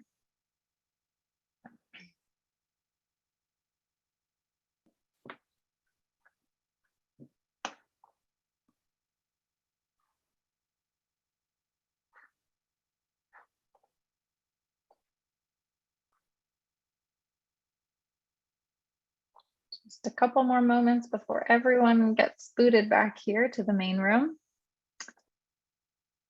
Okay, here comes everybody. Welcome back from the breakouts. Thank you everyone for being patient with us as we reevaluated how to run the rest of the day to make sure that there was sufficient time for robust discussions in those breakouts. We, as Stephanie mentioned in her presentation, really appreciated all the feedback from the last meeting. It was really great to hear from everyone in the broad range of perspectives represented on the task force and members of the public that join these meetings. So just wanted to honor that time. So real quick, I'm gonna put on screen an updated agenda for the rest of the day so that everyone can be on the same page about that. So we're gonna do our report outs right now from the task force members discussion. We'll go from there into public comment, and we're just gonna push the lunch break back about 15 minutes. So the lunch break instead will start at 12:45, and then we'll come back and do the Children and Youth Behavioral Health Initiative afternoon session starting at 1:15. We're unfortunately going to have to shorten the BHTF members open discussion, but there still should be time for that if these other items don't end up running much longer as well. So with that, let's go ahead and do the breakout discussions report out. And we, as I mentioned, will be hearing specifically from the task force members breakouts. And so members of the public, as I said, we do really value your input, and we will be tracking what you shared with us in written feedback on those documents where you were taking notes. So with that, let's go to group 1 prevention. Who is going to be reporting out on behalf of group 1 today?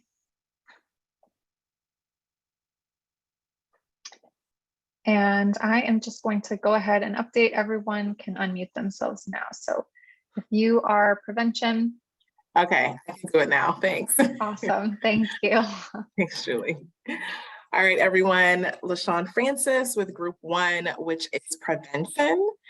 And we had a pretty robust discussion, but I'll try to distill it down into a few points. In terms of baseline resources or standards available for all, things that were already in the chart that existed were things like access to peer-based warm lines, access to community-based behavioral health services, digital platforms. One thing that we noticed that was missing was screening. We know screening can sometimes be part of crisis response, but we thought screening as part of prevention was really important to be added here because, as you know, we can catch a lot of things and you can intervene early if you are screening and regularly screening and not screening in a crisis. That was one standard that we thought really should be added to the list that currently exists. The thing that we noticed is that most of the standards that were listed, there were already an availability of standards in some way, shape, or form. So counties might have created some type of standards for peer warm lines, for example, or schools might have created some type of standard for their school link services. Very rarely was there an opportunity or was there an existence of statewide standards for that thing. And we had a really good discussion about what it meant to lack statewide standards for some of these services and the confusion that it causes across county lines, across school districts, et cetera, and really highlighted the need for there to be some statewide standards or aiming for some statewide standards when it came to any of the resources that we were talking about on the left-hand column. And then finally, what's needed to achieve? For the most part, depending on what you were talking about, we had very similar things that needed to be done in order to achieve, the best things possible for Californians. We really talked about the need for more training, sufficient funding to pay for a workforce, to address burnout from workforce, marketing campaigns so community knows that these resources exist. Those marketing campaigns should also really apply to stigma reduction. For example, we need navigators, folks who really help communities, families navigate the system and work through how to get care or understand what's available to them. And, really thinking through authentic stakeholder engagement through all of these so that we can have a better response system or response time from communities about what's working and what's not working when it comes to the minimum availability of standards that the state sets. So I'll stop there. And awesome. Thank you. Thank you so much for sharing out and for touching on all of those different pieces in such a quick time. Just to note for everyone, we have 4 more groups to report out and we've got a little under 10 minutes. So maybe you can choose 2 things max that you want to share out and stay within about 2 minutes and then we can get through everyone. So our next group is group 2. Also, it was prevention as well. And this is Sonia Young Adam with California Black Women's Health Project, and Adrian Shilton with California Alliances is in the Zoom somewhere with me, and we will be reporting out together. I'll be very quick. We talked and we had a great group, and there were several state representatives there who shared a great deal that supported this. So we talked extensively about upstream stigma elimination among youth and adults, and the possibility of bolstering school-based programs via the Children and Youth Behavioral Health Initiative. So we talked about it being something that there are some examples, but some of it is aspirational because more needs to be done. And there was specific conversation around evaluation and measures of the impact of stigma and how we look at a combination of affordability, accessibility, and availability of services, but not just from a quantifiable measure, but also from a qualifiable measure, looking at the quality of these measures that's over a course of time and And we talked also about addressing disparities and not just looking at, the averages when we look at, what the outcomes of these things are. And we talked about upstream work. There was a real strong discussion about, where does prevention begin and at what point are we talking? Before a crisis or once a crisis happens, preventing it from, going further. We discussed as a group, also the standards potentially of addressing Black communities, including workforce development, investments in community defined practices. And it was more aspirational, although, there are examples, that are state sponsored, like the CRDP or the Perinatal Equity Initiative, but looking at opportunities, to recognize the challenges that exist in those communities and the overrepresentation in the areas that, where we see crisis, homelessness, school-based, child services, incarceration or system involved.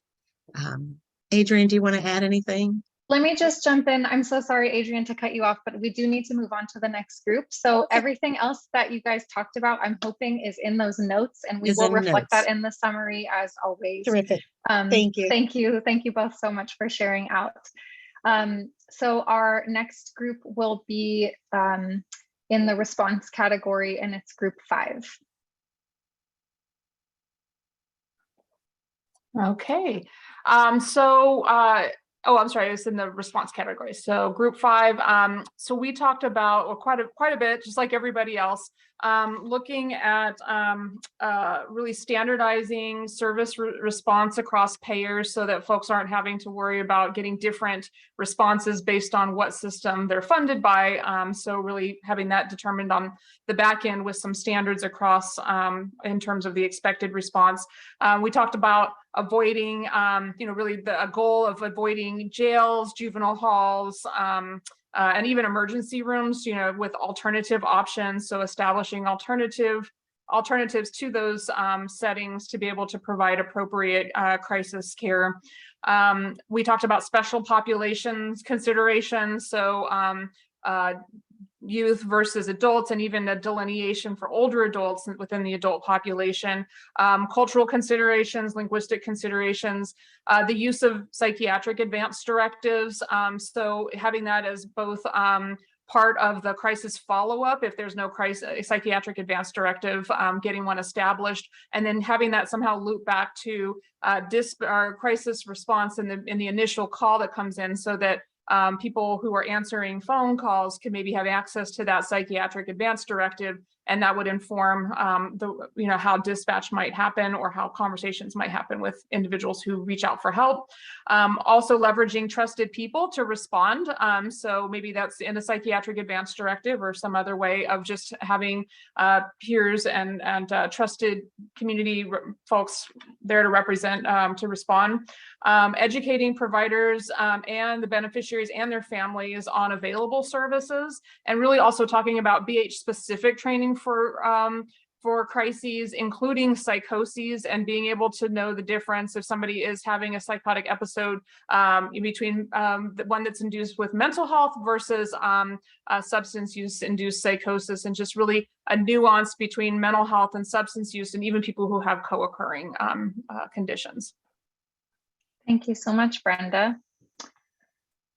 All right.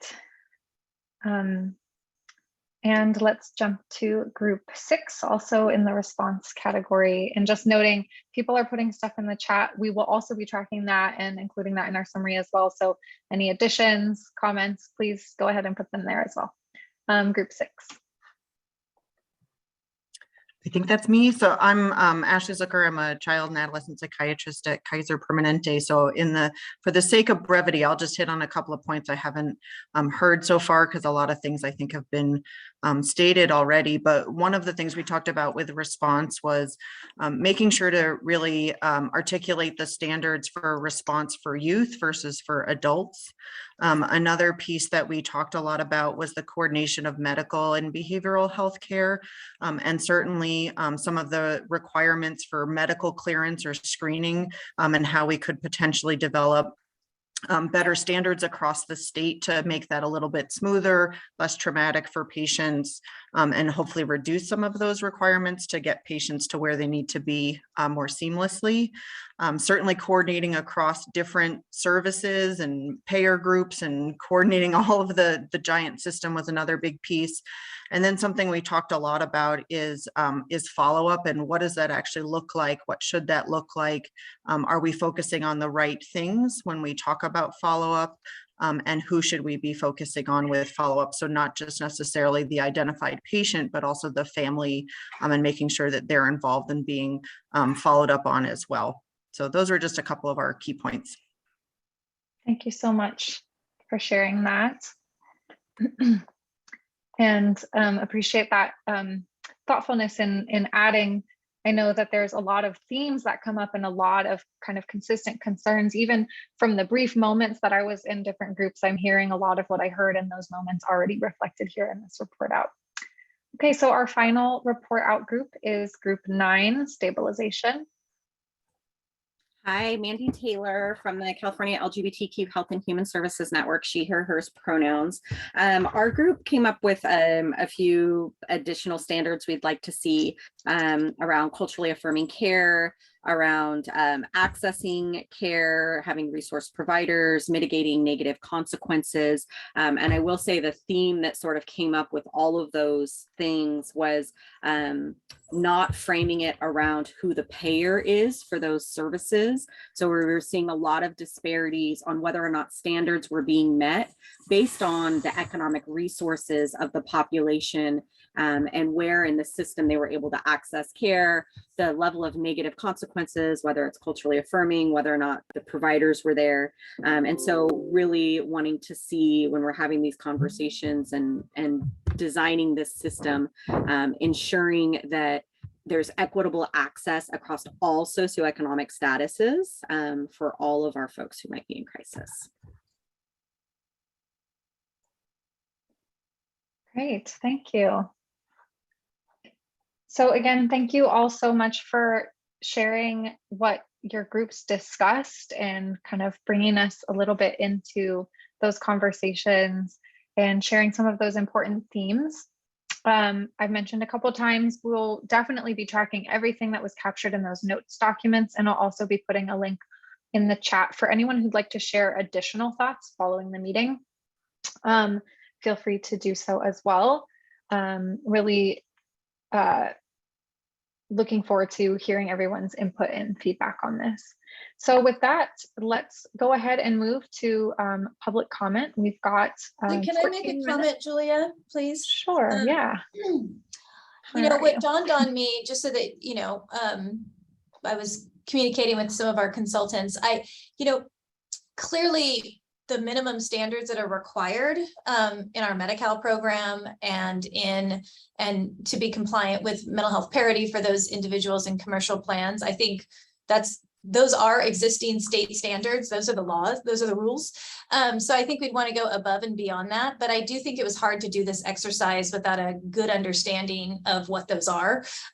Those existing requirements are, especially in my group when we were talking about actual crisis stabilization services. So that's definitely something that we will shore up. I think that that might be more helpful. And maybe it was, I don't know if it was really something you guys were struggling with too. Obviously, we're still in the process of developing our Medi-Cal mobile crisis benefit.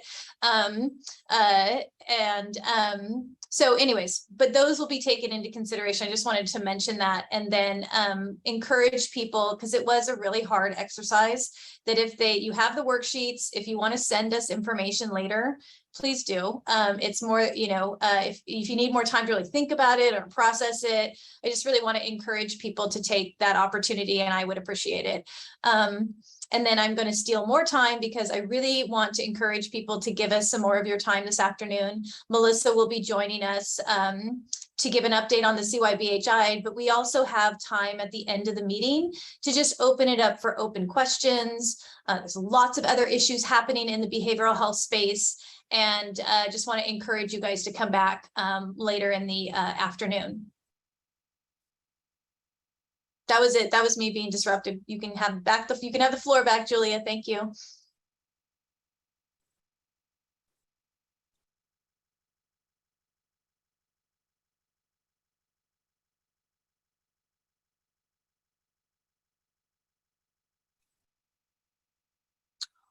Ori, what happened to Julia?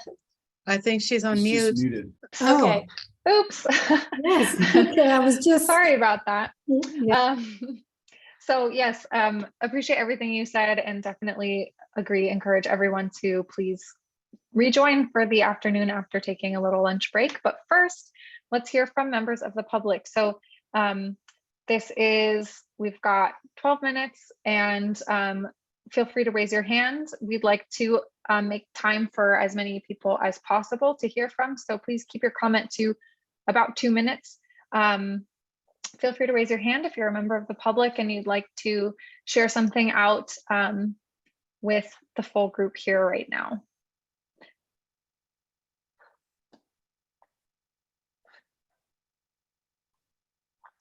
Okay, I see Carmen, so we'll start with you.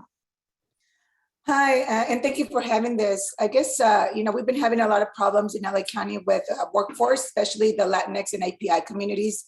Many of the community-based organizations are actually closing their doors because they don't have enough staff. And also the Department of Mental Health is reducing services because of that. And I would like to see more discussions around a strategic plan around workforce development by the state and how that could help with preventative care and also just in general, like the equity part of mental health services. So it would be good to have that coming out of this group. Thank you. Thank you, Carmen, for sharing and echoing some of those themes that we heard from the other groups and bringing in that perspective from the CBOs on the ground. We'll hear from Beth next and then Lillian. Good afternoon. My name is Beth Bird. I am the Executive Director of the Autism Society Inland Empire and also a proud parent of 2 young men, one with autism and one with mental health issues.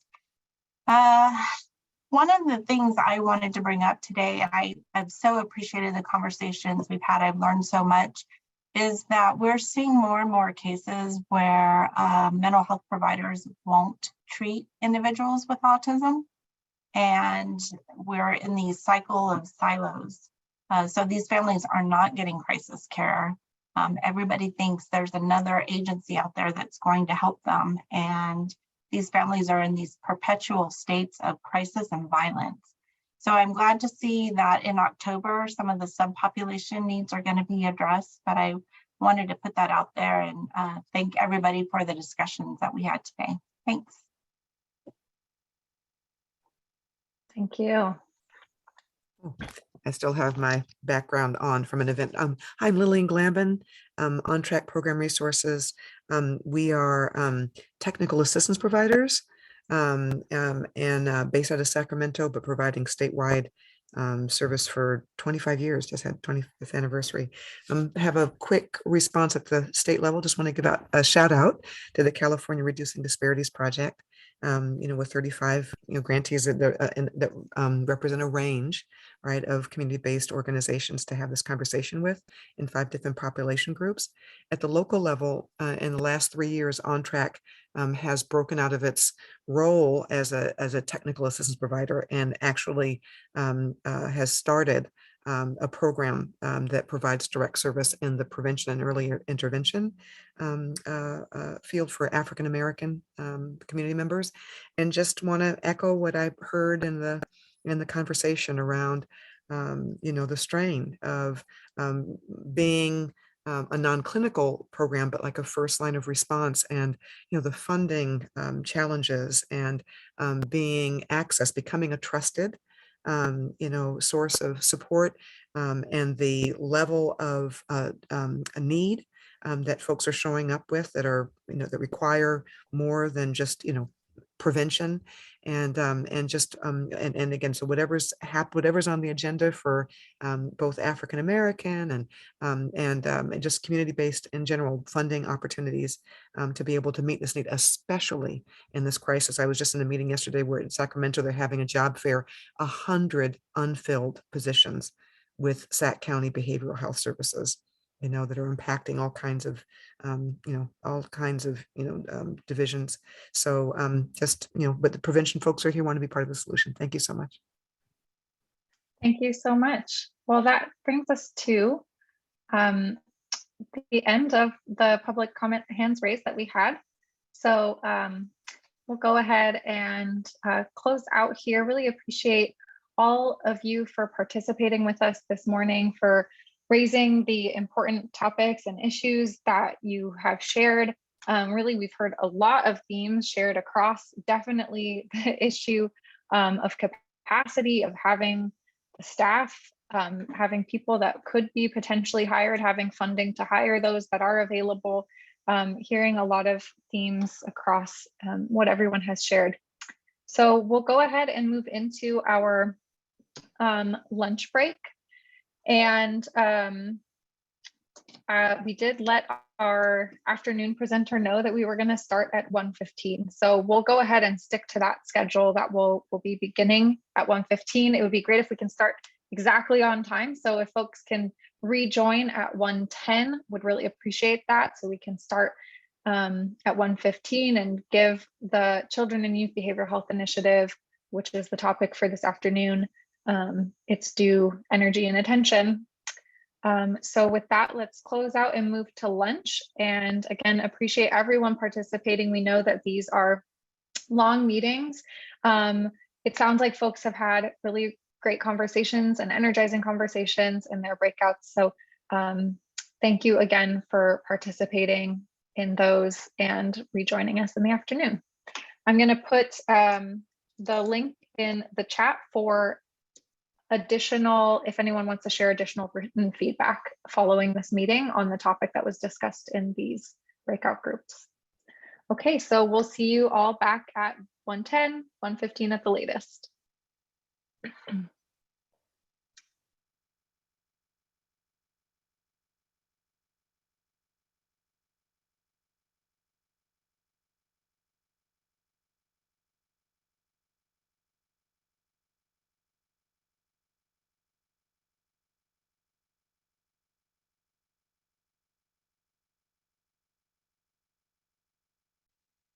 So we're now recording again, and we are going to go ahead and hop on into our presentations for this afternoon. As we discussed, we're going to be focusing on the Children and Youth Behavioral Health Initiative. Because we're starting 15 minutes later than we had planned, the presentations will still take their time, and we'll still have the discussion questions that Melissa and her team had planned for. The final agenda item before our closing, which is the Behavioral Health Task Force members open discussion, is just going to be a bit shorter than we had initially planned, but there should still be time for that. So with that, let's hop on in. Melissa, thank you so much for joining us, and I'll turn it on over to you. Thank you, Julia, and thank you, Stephanie and the team. Appreciate the opportunity to be with the Behavioral Health Task Force this afternoon. Again, Melissa Stafford Jones, Director of the Children and Youth Behavioral Health Initiative at Cal HHS. I'm going to give you a brief update on the initiative overall. I'm going to circle back to a conversation and discussion and some work that you all did in groups last spring related to the development of 5-year outcomes goals for the initiative. I want to update you on the status of that work. And then we're going to spend the bulk of the time providing a briefing on a working paper that we are working on. And so some colleagues will be leading us through a discussion of some of the findings from the process for that working paper and engaging members of the Behavioral Health Task Force in some discussion around that. So look forward to the conversation with you today. Next slide. So as you may know, Governor Newsom announced California's master plan for kids' mental health in August. And this plan is a multi-year integrated whole child plan that combines initiatives and investments across sectors and disciplines to really look at how we can holistically improve mental health and behavioral health for children and youth in California. The Children and Youth Behavioral Health Initiative is at the core of this master plan for kids' mental health.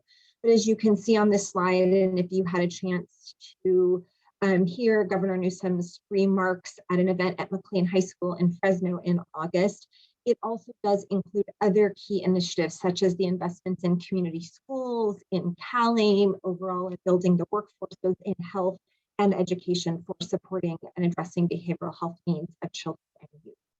Next slide.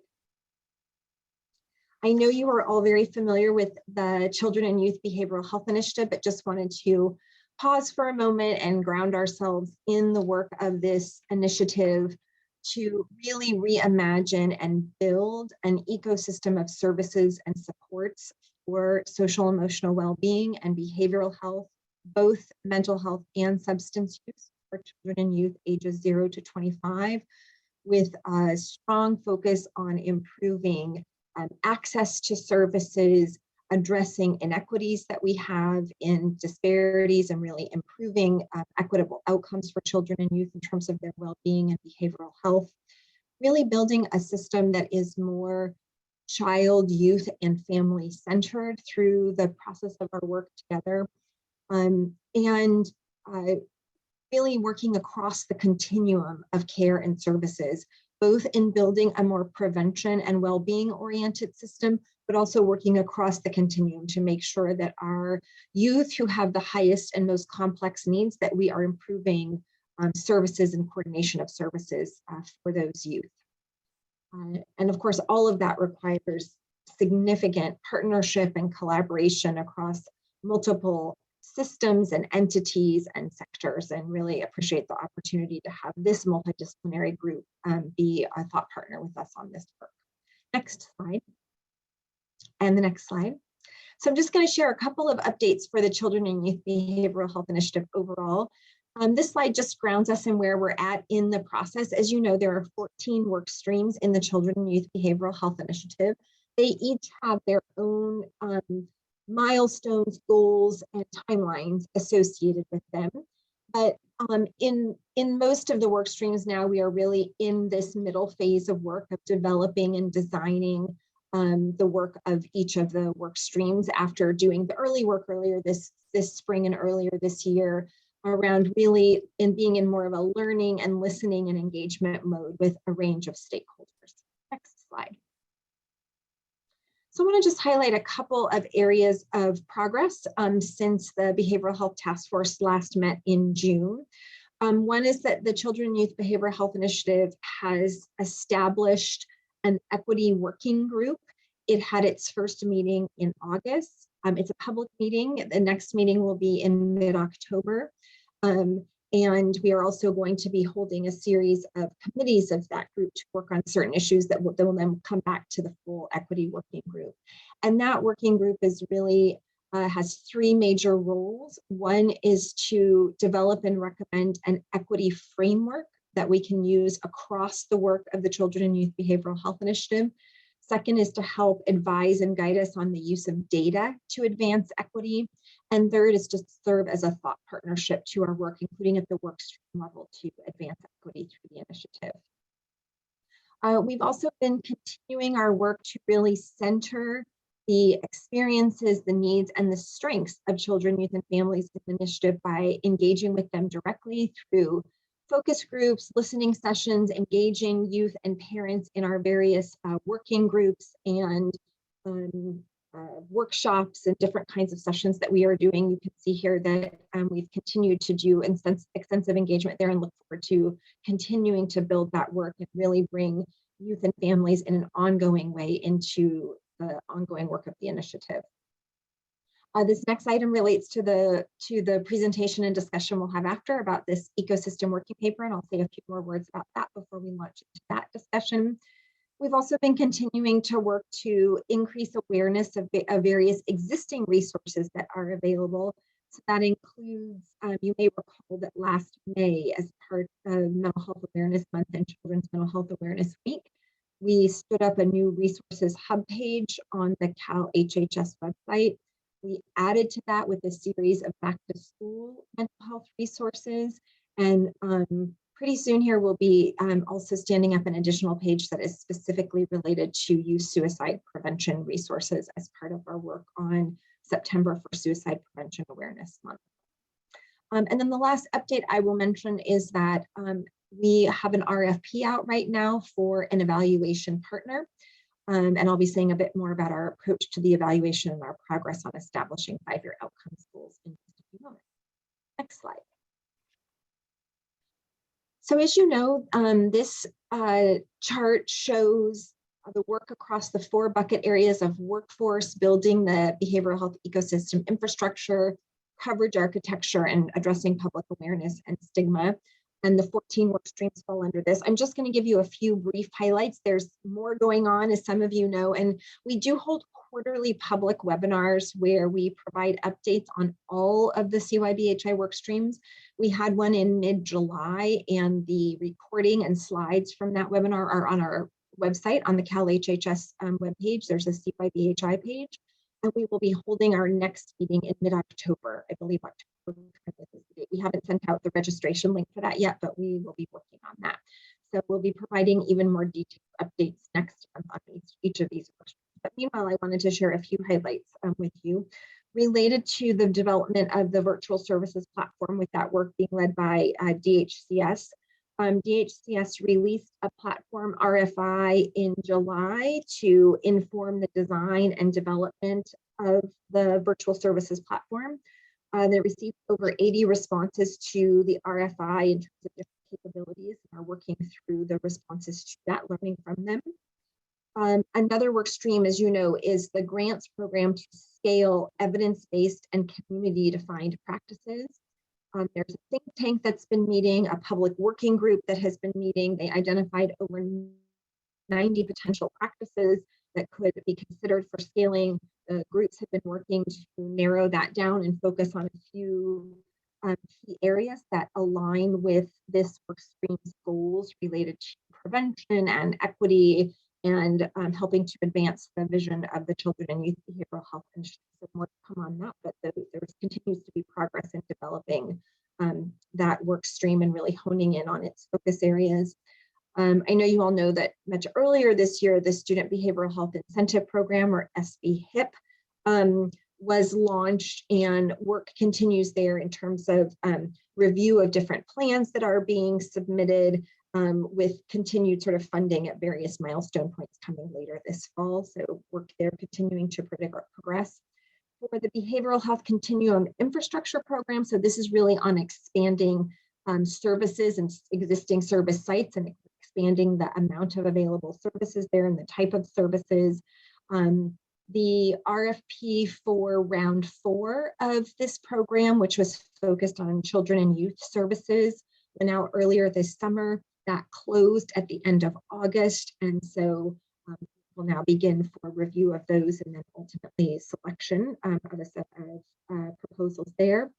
Within the behavioral health workforce, in the broad workforce capacity, HCI has awarded 12 grants to peer personnel training and placement programs. They've already awarded in a first round of funding for the open scholarship and loan repayments in the first 2-month cycle, made $3.2 million in awards, and also received a significant number of applications for the Behavioral Health Career Pathways Program. So work continues on building the pipeline of behavioral health future workforce. And of course, with the behavioral health coach workforce, HCI is moving toward finalization of the framework for the behavioral health coach role, and beginning the work of developing the curriculum for the training that will support the development of new behavioral health coaches into the system and the workforce for supporting this work. And the Office of the Surgeon General has launched a partnership with WestEd to develop trauma-informed training for educators, which will become available in June of 2023. And then the last thing to mention is for the statewide all-payer fee schedule that you can see on this slide at the bottom in orange, DHCS and the Department of Managed Healthcare are forming a working group that will begin work has already begun in the background in terms of research on this, but a formal working group will be put together and they will begin work on in October. Next slide. This next slide just has the links that I already mentioned to our quarterly public webinar. We also provide regular written updates to a listserv. So if you're interested in joining that, encourage you to do so. And if you go to the next slide, you can see the contacts for that. We've got here the websites and the email addresses, each of the departments. If there are specific work streams you want to inquire about directly to a department, or if you want to join the CYBHI listserv, the email address is here for that. And that will include, then you'll get notified when we're holding the quarterly public webinars. Next slide. So I'm going to move on to the update around our work on evaluation and on the development of 5-year outcomes goals and outcomes measures. So next slide. So as I mentioned, we currently have an RFP out to select an evaluation partner. And the approach to the evaluation for the CYBHI is multidimensional. It will include looking at systems change evaluation, policy evaluation, as well as program evaluation. The RFP strongly centers equity in the work of the evaluation, both in terms of what we are evaluating, really looking at different issues related to equity and setting outcomes goals that work to reduce disparities, but also in the process and our approach to evaluation in terms of really seeking a multidimensional approach and a mixed methods approach to evaluation, including thinking about how we are going to engage stakeholders, including youth, families, and communities in the evaluation process. You can find more about that in the RFP itself. Next slide. Just a quick timeline to remind us of the work that has been going into the development of the 5-year outcomes goals. I'm going to show you some additional information we've been working on, and then we will be finalizing the 5-year outcomes goals for the initiative as part of our work with the evaluation partner once that partner is selected and awarded. And thanks again to this group for being part of our work this spring to really begin to develop thematic areas and then ultimately specific measures for the outcomes goals. Next slide. So you can see on this next slide some of the areas that we received feedback related to. We started off with 7 thematic areas for outcomes goals that was based on our discussions with both partners with professional experience as well as lived experience. And there were some key areas of feedback and themes that we wanted to share with you that we heard throughout a series of those sessions. And one was really to think about the experience for youth and families with the behavioral health system, both in terms of how they access and navigate, but also the sense of, is the system welcoming? Is the system responsive and caring about their needs? Another that was highlighted was the importance of trying to look at access to non-clinical strategies and supports that support well-being and prevention and positive mental health. Another was really looking at workforce diversity and capacity. We've heard consistently from youth, but also from our stakeholders with professional experience about the need for not only a larger workforce, but a more diverse workforce that reflects the diversity, the experiences from living in community, and that is more reflective of our youth and communities across California, as well as in terms of language was raised here. Also feedback around making sure that youth and families have the information they need to make decisions about behavioral health services, trusted information, focus on access and affordability, having easier access to no-cost services, recognizing the role of families, the important role of families in also supporting families to support the well-being of children and youth. And lastly, we heard about the need to think about how lack of trust in some of our systems and candidly the harm that has come to some communities from the way our systems have historically functioned needs to be addressed in order for there to be confidence and trust for youth and families to access expanded services and opportunities to engage in supports for mental and behavioral health. Next slide. I'm not going to go through these in the interest of time, but we did want to share with you some quotes that we heard related to these different themes. So I know you'll have access to the slides and we'll be able to review these. Next slide, please. We also heard explicitly of the need to get more specific and be very explicit around our equity goals and what specific disparities will be measured and addressed over time. Really making sure that we are continuing to engage youth, families, and communities in the work related to the outcomes goals and our progress on them, and making sure we're having clear and consistent language, not too jargony, and really that we're sharing information on the outcomes goals and our progress in a way that is easily accessible and understandable. Next slide. So we took those 7 theme areas, and we also did a series of, in addition to the focus groups and different kinds of sort of working groups we did with stakeholders, we also did a series of expert interviews, both related to developing our evaluation and developing more specific metrics and measures related to our outcomes goals. And so based on all of that, we've come up for now with this, it's a draft set, it's not a final set, but this draft set of 15 potential outcomes measures that are a combination of population outcomes and system performance measures.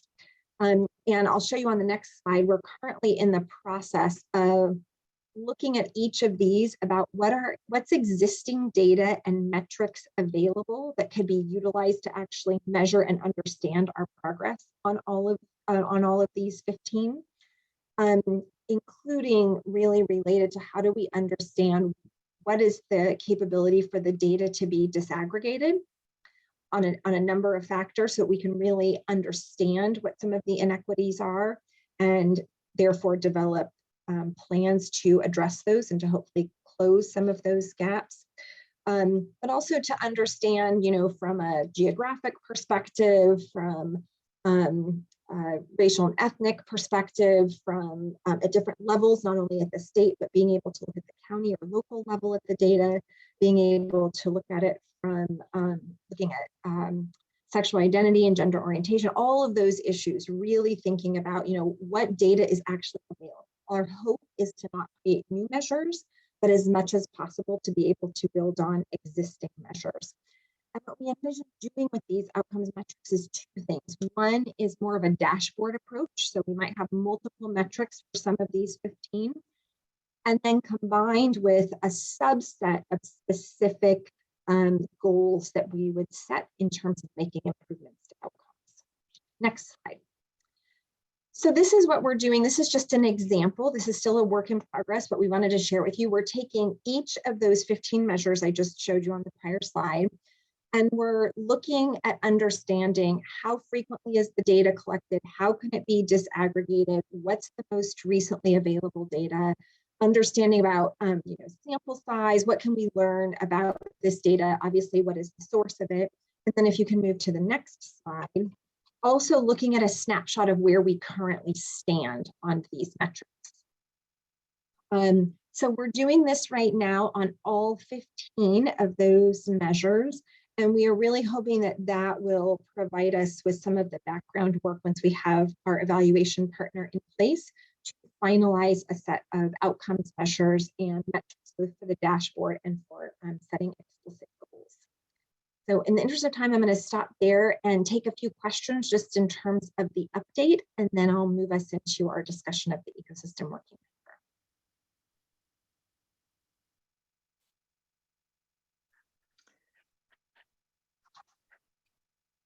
As this morning, we would primarily be looking for questions and comments from task force members here right now. If there are any, feel free to raise your hand. Let's start with Hector. Thank you, Melissa. Hector Ramirez, Los Angeles County. So I really want to thank you, for your presentation. But overall, I really, the conversations having around stigma reduction, even from the impact that systems have, I think that's just innovative and courageous to tackle it, particularly as a prevention feature for our young folks. To really prevent some of the mishaps that many of us, like myself, have experienced along the way, but hopefully also to really bring more trust and conversation around the topic of mental health. COVID has impacted everybody, and mental health really is a conversation that should not be at all foreign to anybody.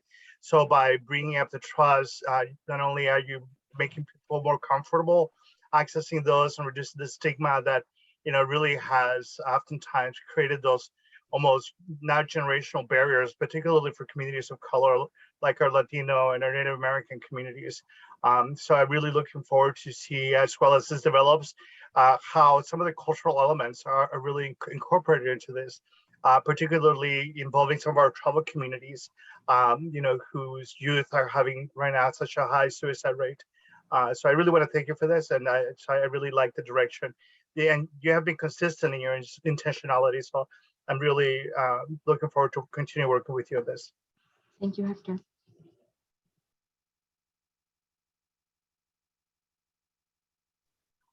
Melissa, can I ask you a question? I'm not really a behavioral task force member. I was wondering, this is amazing work. How does this relate to the actual independent evaluation? I know you have an RFP that is, I don't know if it's open or closed yet anymore. So did I miss that? Or maybe that's something that would be helpful to explain. Yes, no, great question. Yes, the RFP for the evaluation partner is still open. It closes September 30th, I believe is the correct date. And so, yes, that will be the independent evaluation, but that evaluation will not be just, we've not structured it as a, at the end of 5 years, then we'll think about what happens. We've actually structured it across those 3 areas of systems change, policy evaluation, and programmatic evaluation. And we have asked that there be markers along the way, so shorter term measures, which we have not yet identified, but which for example, each of these 15 outcomes goals we're talking about, we would want to identify some measures where we might see some change that would give us some sense as if we're making progress in the right direction, even though we all know some of the really significant behavioral health outcomes changes for our youth we won't see in 1 year or 2 years, right? That will take more time. So the evaluation partner will help us finalize what these specific metrics should be. And then they will be doing the evaluation to study whether we're actually in fact making progress on this. Okay, thank you. Sure. I think there's some questions in the chat, but I apologize, just the screen I'm on, it's a little hard for me to see the participants, the presentation and the chat at the same time. So I don't know if there's any questions to lift up there.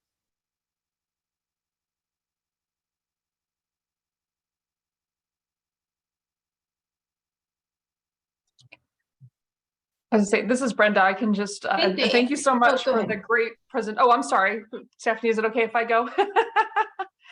Awesome. So great presentation. It's so impressive how this is all laid out, and it's just a great work that's been done. And I just flagged in the chat, really looking to the justice involved stratification of kids. And I think there's like different stratifications that we can look at for different populations, like the DDID kids, I mean, just across the board, or even crossover kids that are in different systems. And really just thinking about, since we're the Council on Criminal Justice and Behavioral Health for the justice involved kids, youth, really trying to make sure that their needs are being met, the needs of their families and their communities. So I just didn't know, are you guys working also closely with like the Office of Youth and Community Restoration, and even probation, who now has the realigned SB 823 youth, which gives them all the youth that are now justice involved? Yeah, really appreciate that question, Brenda. So thank you for lifting that up. I think we can add that to some of our, the current study we're doing, which is, what data is actually available on a stratified basis in this way for justice involved youth. We really are looking to work closely with other tables, like the work that OICR is doing for specific populations, and where possible to maybe even have a shared metric. So, and for example, we've been having a series of meetings with our system of care AB 2083 partners working on youth in the foster care system, and trying to think about where there could be alignment and where the sort of the tools we have within the CYBHI could contribute to the work that's happening in that context. I think we're very much hoping to do the same thing with respect to justice involved youth. And where there are opportunities to have a shared metric, we're hoping to do that. You may have noticed, for example, one of the metrics was that we're looking at is related to school attendance or school absenteeism. And we're really hoping to essentially use a metric that is already used by the K through 12 system as an existing metric, with the recognition that, you know, the work on behavioral health is one aspect of school attendance. There are many other aspects that are not part of the work of the CYBHI, but it is one piece. And so could we have that as part of our outcomes measure set? I think we're looking at the same with respect to, for example, Medi-Cal and CalAIM and the goals that they have set in terms of children's quality of care. Are there also some areas in the behavioral health context where we could have the same goals so that hopefully all of us could be sort of rowing toward that? So if there's some opportunities to do that in the context of justice involved youth, it would be great to explore that. Thanks, Melissa. I was also I'm glad you brought up CalAIM too, because I think from probation's perspective, you know, there's so many different things happening out there, you know, in the space. And so really, is there a way to coordinate across all the behavioral health efforts so that it makes it a little simpler for probation to, you know, user-friendly for probation to interact and engage, to really get youth and their families connected up with these services as soon as possible. Yeah, appreciate that. Julia, would you like me to move on to introducing the next discussion? Yeah, I think we're at that time. Yeah, and there were a couple questions in the chat. There are some comments, and just to reiterate, I've said this morning previously as well, we are tracking everything that's in the chat, so that will be incorporated into our summary and passed along to presenters. Great, thanks so much. All right, so if we want to, bring up the next slide deck. So I just want to offer a few introductory comments to this paper that we're working on. I refer to it as the working paper with coffee stains because it really is meant to be a paper that it's not that it's going to have a lot of answers, but I hope will sort of continue and contribute to the ongoing collaborative dialogue we're having. Sort of to the point Brenda was making just a minute ago, which is like, how might all the different puzzle pieces of the work come together and fit? And how do we make sure that the work of the CYBHI is really helping to contribute to a more integrated, coordinated ecosystem approach and not just creating another silo, which is what we are not trying to do with the CYBHI. So this paper came about, we've heard so much feedback over the course of this year from various partners and stakeholders that really demonstrates how shared the vision is for the Governor's Master Plan for Kids Mental Health and the Children and Youth Behavioral Health Initiative. There's just such a strong sense that yes, we need an ecosystem of services and support that is more coordinated, more integrated, youth-centered, equity-focused, and across the continuum of care with an emphasis on prevention and well-being. This is just a deeply shared vision. And at the same time, we've also heard feedback that, so what's that going to look like? You know, like what's actually going to be different about how systems work in this sort of reimagined ecosystem? And in a very sort of practical way, like from a functional capability perspective, what is going to be different? And so we wanted to try to begin to answer that question. And so we're working with Breaking Barriers California, which some of you may know works in whole child education reform, including the space between education and health, to help draft this ecosystem working paper that would inform how we are implementing and developing the Children and Youth Behavioral Health Initiative, as I said earlier, so that we are not only achieving the specific goals and parameters of each work stream, but that we are contributed toward building the capacity of the system to be more coordinated, more integrated, more youth and equity centered. So they have completed really their first phase of work in terms of research, doing a series of expert interviews. They have had access to all of our focus groups reports from youth and families so that they would be aware of the kind of feedback we're getting directly from youth and families about the work of the Children and Youth Behavioral Health Initiative. They have a series of initial findings and really ideas and solutions that will eventually become recommendations in this paper for us to consider. So we wanted to bring this to the Behavioral Health Task Force for your feedback, for your questions, for your input, as we continue the work of developing this ecosystem working paper. So with that, I'm going to turn it over to Mike Lombardo, who is with the Placer County Office of Education, but he is also part of the core team with Breaking Barriers working on the ecosystem working paper. So with that, I'll turn it over to you, Mike. Thanks so much, Melissa, and thank you everybody for being here. I had the opportunity to participate in this morning's meeting. What a powerful messages from this morning. And I think it speaks a lot to what we're going to be talking about this afternoon. Again, my name is Mike Lombardo. I'm part of the Ecosystem Work Group, part of Breaking Barriers. I am now an educator working for Placer County Office of Education. Prior to this, I spent 15 years working in Placer County System of Care Behavioral Health. And then before that, I was involved in Brenda probation. And so I spent some time as a probation officer. So this project, and I use that introduction, is near and dear to me because it's about creating an ecosystem where all those partners work together to achieve all the outcomes that Melissa was talking about earlier. You can go ahead and skip forward next slide.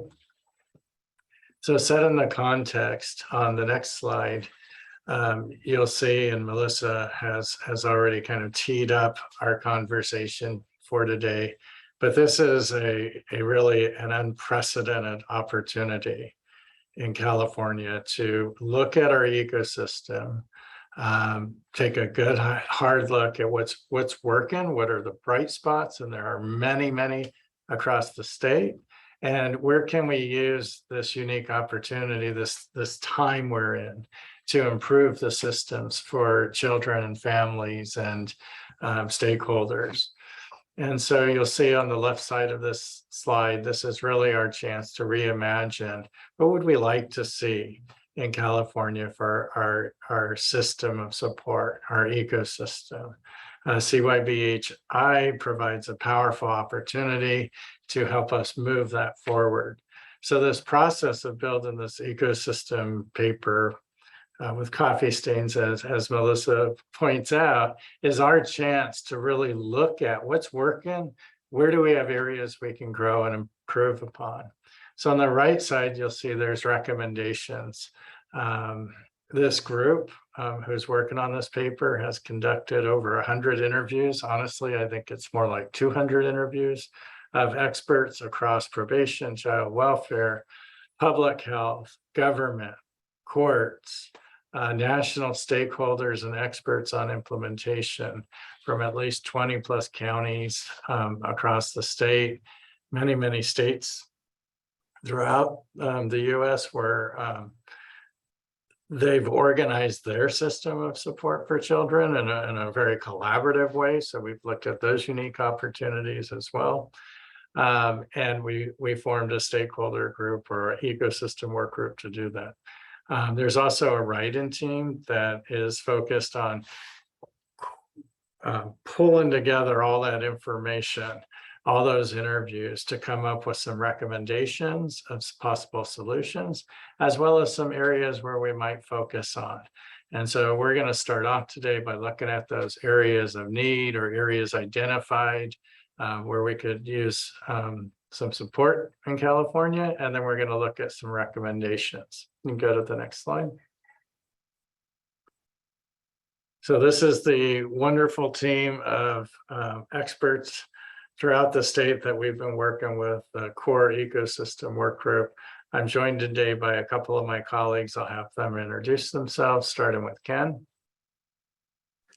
Hi, y'all. Ken Barrick. I'm the founder of Seneca Family of Agencies and CEO Emeritus there.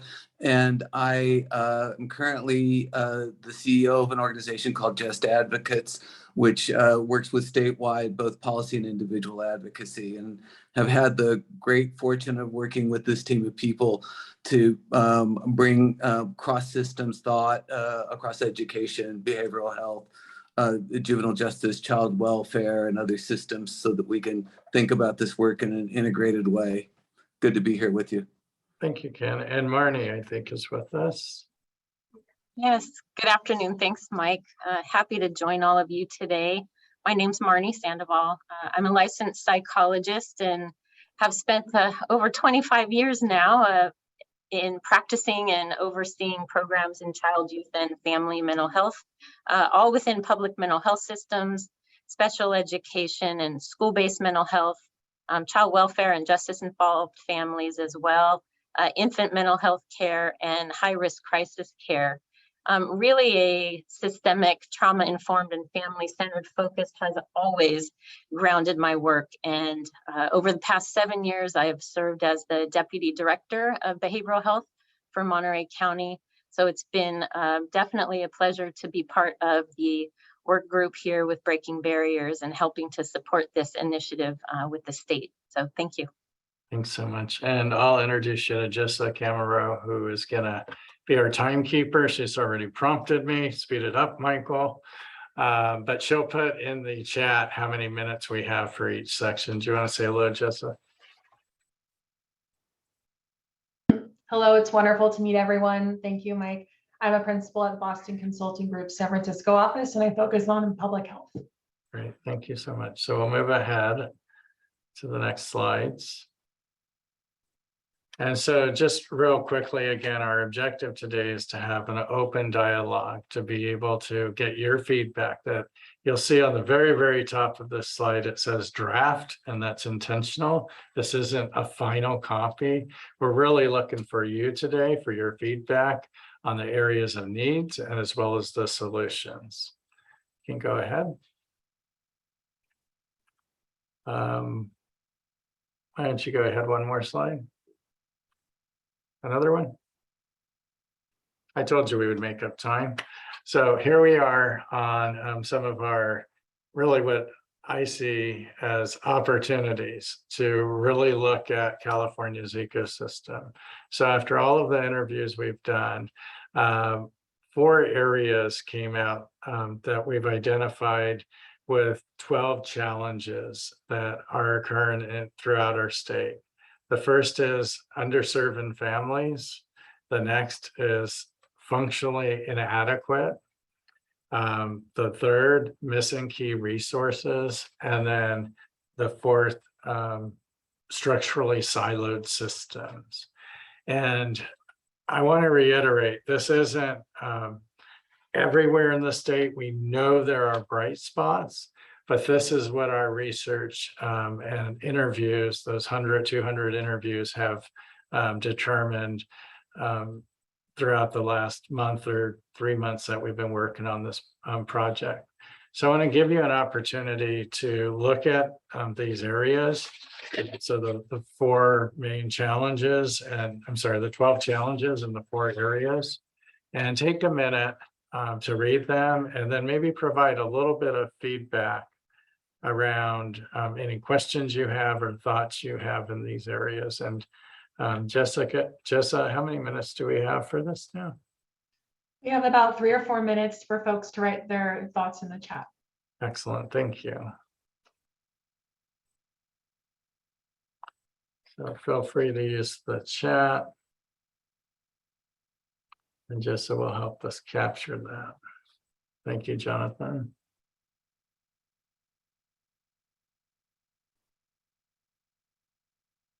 Lucy, thank you so much.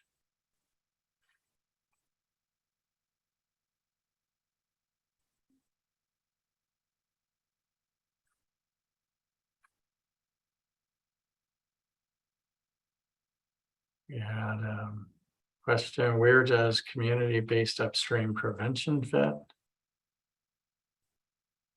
Thank you all for putting the comments in the chat.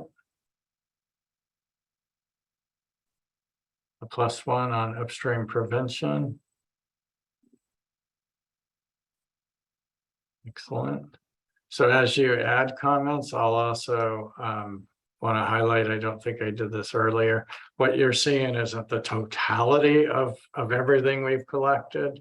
So behind this, as we develop the working group, are greater explanations of these areas.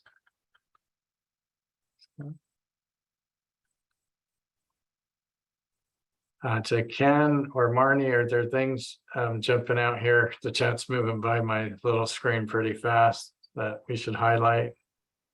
Yeah, I want to respond to Kim's comment that these are challenges we've known about for many years, and I couldn't agree with you more. But I think documenting them in this way with the specific intention of addressing them is an important step. And so we just wanted to make sure that we had consensus that this was among the most important universe of those problems and obstacles. Excellent, thank you. I also wanted to point out, I think I missed, because I'm on an unusual screen today, it's not my normal setup, that LaShawn Francis is here with us. Do you want to say hello to LaShawn? She's part of our ecosystem work group. That's okay, Mike. I'm happy to be here. LaShawn Francis with Children Now. Thank you. Okay, I think we're at about our 3 minutes, Jessa. Well, perfect, we are at time. Okay, so we'll move ahead to the solution areas that were identified. So I think Julia is moving the slides. We're going to go ahead several slides. So keep going. I'll tell you when to stop. A little more, and one more. Okay. So again, just to kind of call out that this is a work in paper. Again, that this is the culmination of the ideas of all of those interviews.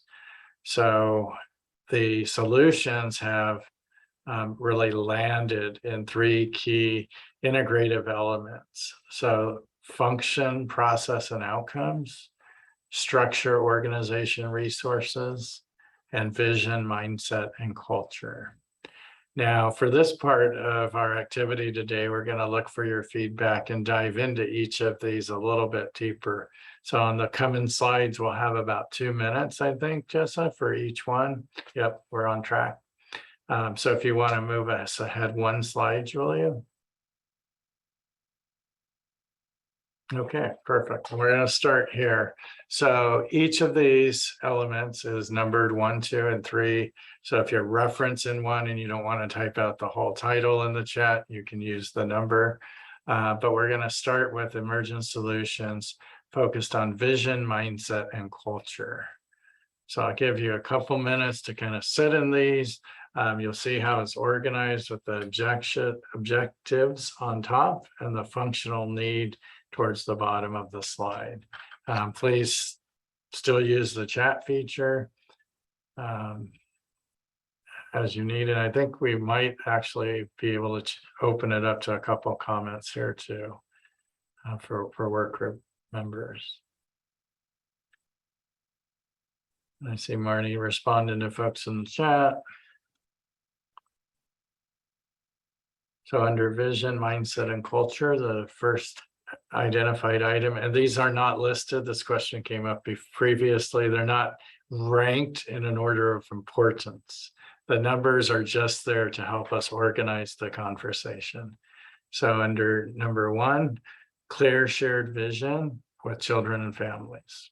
For children, clear shared vision for and with children and families. 2, communities and families empowered to be partners and elevate their interests. And then 3, commitment to address root issues and structural inequity. So feel free to add to the chat here.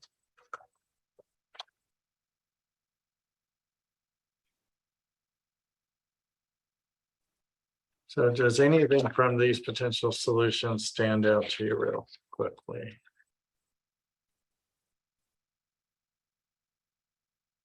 I'm seeing some comments in the chat that discuss that the solutions are general and could go deeper, as well as identifying the failure section as elemental when working with historically marginalized communities. Excellent. Thank you so much, Jessa. Yes, and they do go a little bit deeper in the broader paper and the broader information that we've collected. But I appreciate that. And I see a comment here. So number 2 seems to make my chat a little bit bigger. So from Kim Lewis, 2 seems key to make the system look like one that works for children and families. Yes, thank you, Kim. Are we holding up on time, Jessa? We're ready to move on. Okay. Thank you for all the feedback on the first 3. So let's look at 4 through 6 now. So in 4 through 6, we're looking at structure, organization, and resources. So of the emergent solutions, these are the areas that have come up. We have integrated approach to children well-being and alignment across the ecosystem, capacity build and technical support for local ecosystem of care, and larger cultural component, congruent behavioral health workforce. I see some comments showing up in the chat. Again, I'll let you give you some time to read the objectives and the functional needs of these recommendations or emergent solutions.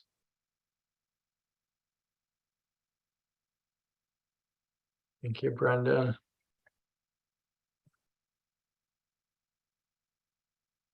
Excellent comment. Yes, if you have access to those documents and can send them to me, I'll make sure the work group gets them. I think I failed earlier to include that we've reviewed hundreds of documents as well as the interviews for multiple experts across our field. So any information, additional supports you have to these areas, please do send them along.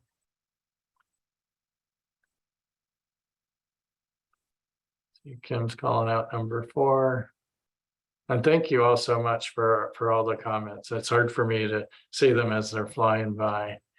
Anything LaShawn, Ken, or Marnie jumps out to you as far as the comments that have come in? A couple just very quickly on payment structures. It's certainly something that we're looking at. We're also looking at how the payment structures across systems relate to one another. And I do think that as the outcome measurement process comes into play, that we'll see much greater specificity on how we can try to get to those underlying outcomes that really are meaningful. Thank you. Anyone else from the ecosystem work group? Anything you saw? Mike, it's Melissa. I just want to note there was a question in the chat about sort of, well, how are we going to do any of this work or accomplish any of these things? And just to share, so part of the idea of this paper is to help inform how we implement the Children and Youth Behavioral Health Initiative. So what are the opportunities for the Children and Youth Behavioral Health Initiative through its 14 work streams and the $4.7 million invested in it to help advance some of these? There will be some of these that are beyond maybe that work, but we also know there are many other key initiatives like community schools, like universal pre-kindergarten, like other things that are happening also for our youth. But the idea is we will apply these concepts where possible to the work of the Children and Youth Behavioral Health Initiative as our pathway to. Thank you so much, Melissa, for catching those. We'll move on to the next slide, but as I've been glancing at the chat, 464646 seem to really resonate with people. So we'll make sure to revisit those. So the next area, functional process and outcomes, we're looking at 7 through 9, and then there's 2 more additional to this on the next slide we'll look at. Community defined and shared outcomes, accountability, continuous improvement, data information sharing, process and tools, and then effective coordination and approaches to policy. I want to kind of say, when we say data and information sharing, we're looking at exchanges of information. How does that relate to, say, for instance, the new fee structure that's coming out, et cetera. So do any of these objectives and functional needs jump out for folks?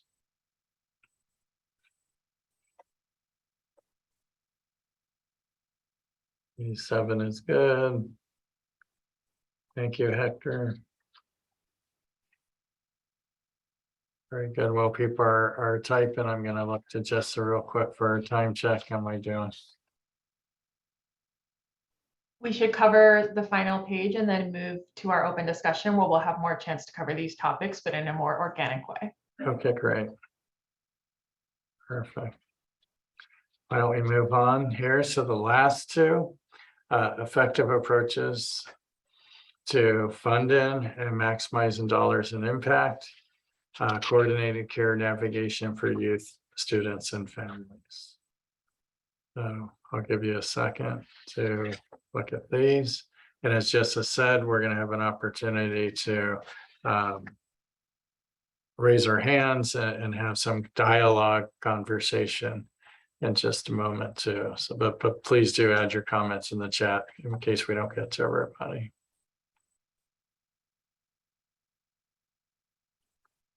Thank you, Jonathan.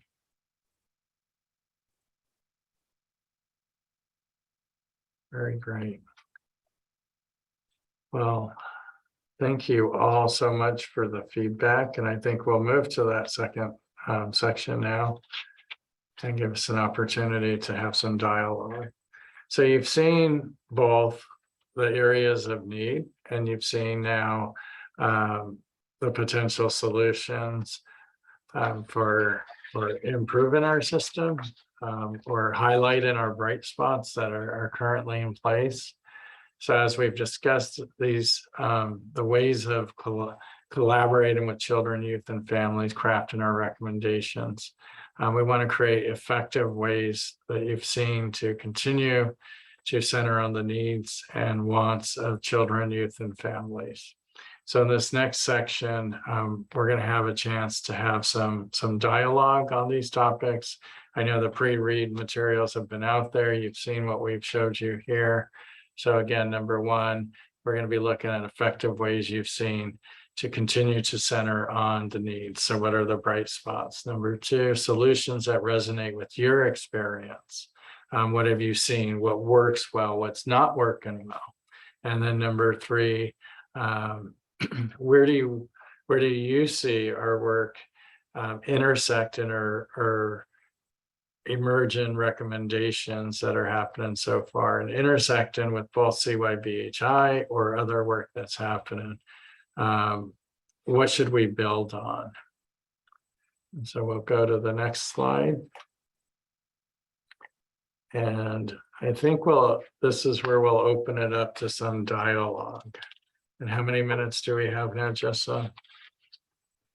We have just about 13 minutes left, and then we'll do a quick wrap up on next steps, and I'll cue us when it's time to do that. Okay, great. So for the dialogue, I know there's a lot of folks here. I've seen earlier today, you all are great at using the raise hand function for the chat, so or to speak and go on camera. So we'll open it up to the floor now.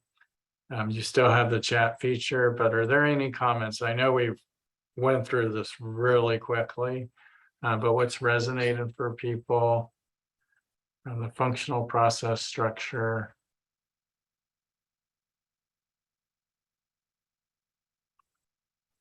For behavioral health task force members, any comments? Other than the wonderful information you've put in the chat so far. Hector. Thank you. So I'll add a perspective perhaps to jump from. Like for example, as an autistic person, we utilize a different. We have been utilizing a similar type of approach, person-centered approach to services. So this model goes on to recreate or really solidify this community as being part of that. So utilizing the systems. So when I look at the function, process, and outcomes, I see it as being elemental, making sure that the individual, their families, and the communities are being centered around the services, but then really having some sort of authentic stakeholder engagement that is both, necessary in the development of these processes, but as well as the oversight and accountability of it, since it is a shared kind of process. And to have this be sort of an outcomes approach of how services are being delivered to kind of help determine what is working, what is not working, what perhaps needs to be changed. And we have some actual like March benchmark spots that we know of strategies that are working for that individual, that family, that community, but that we have some sort of kind of groundwork, in particular this new type of ecosystems, so that we can start to develop some real consistent outcomes for folks. Thank you so much, Hector. Very valuable feedback. I saw Melissa also pointed out in the chat, we would welcome hearing about bright spots and examples that are currently happening. Sonia. Yes, hi there. I just want to reiterate the bright spot that Lillian Glamben raised earlier around the California Reducing Disparities, which I know many of you have heard about again and again and again. And it just speaks to, I think, the power of it and the opportunity for the scale and expansion of that program. I also want to say that it's often, just very challenging, when I see presentations like this that they're very beautiful on paper, but they are so general. And I know I put it in the comments in the chat, so I'm only reiterating it because it just seems you talk about a need, but the need, it's as if the need is separated or the depth of the need is separated from, what seems to be a little bit, shallow on the solutions. And it also seems as if I don't see an acknowledgement of, where there are systems that are actually causing harm. It just seems like something is really missing for me here. And I try not to be negative. I mean, I believe very strongly in, the possibility of integrated care between community and clinical and systems, and that, we can all come together to find solutions. But it seems as if you don't start with a deeper acknowledgement of the need, then you couldn't possibly get to a solution that's going to address it if the need isn't even, I'm going to stop. It's just, and I appreciate the time, and I appreciate the time that we have here to discuss this. You are very kind, Sonia, and I see a lot of shout outs and support in the chat. Yes, I would agree. It does need to be deeper.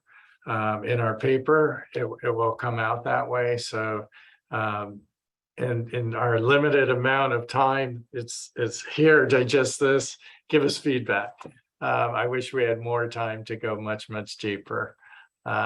Just kind of give an example, our interviews were over an hour long, most of them, and they did go much deeper into solutions and really concrete about what would it take to do this. So thank you so much for pointing that out. And don't ever, Sonia, don't ever feel shy about giving your opinion. I appreciate it. Others, I think I'm at 5 minutes now, Jessa. We actually have 10 minutes left to wrap up this discussion and close with next steps. So there's more time if folks want to keep raising their hands or commenting, we'll call on you. Thank you, Samuel. Complex problems need complex solutions. 100% agree. Kim Lewis.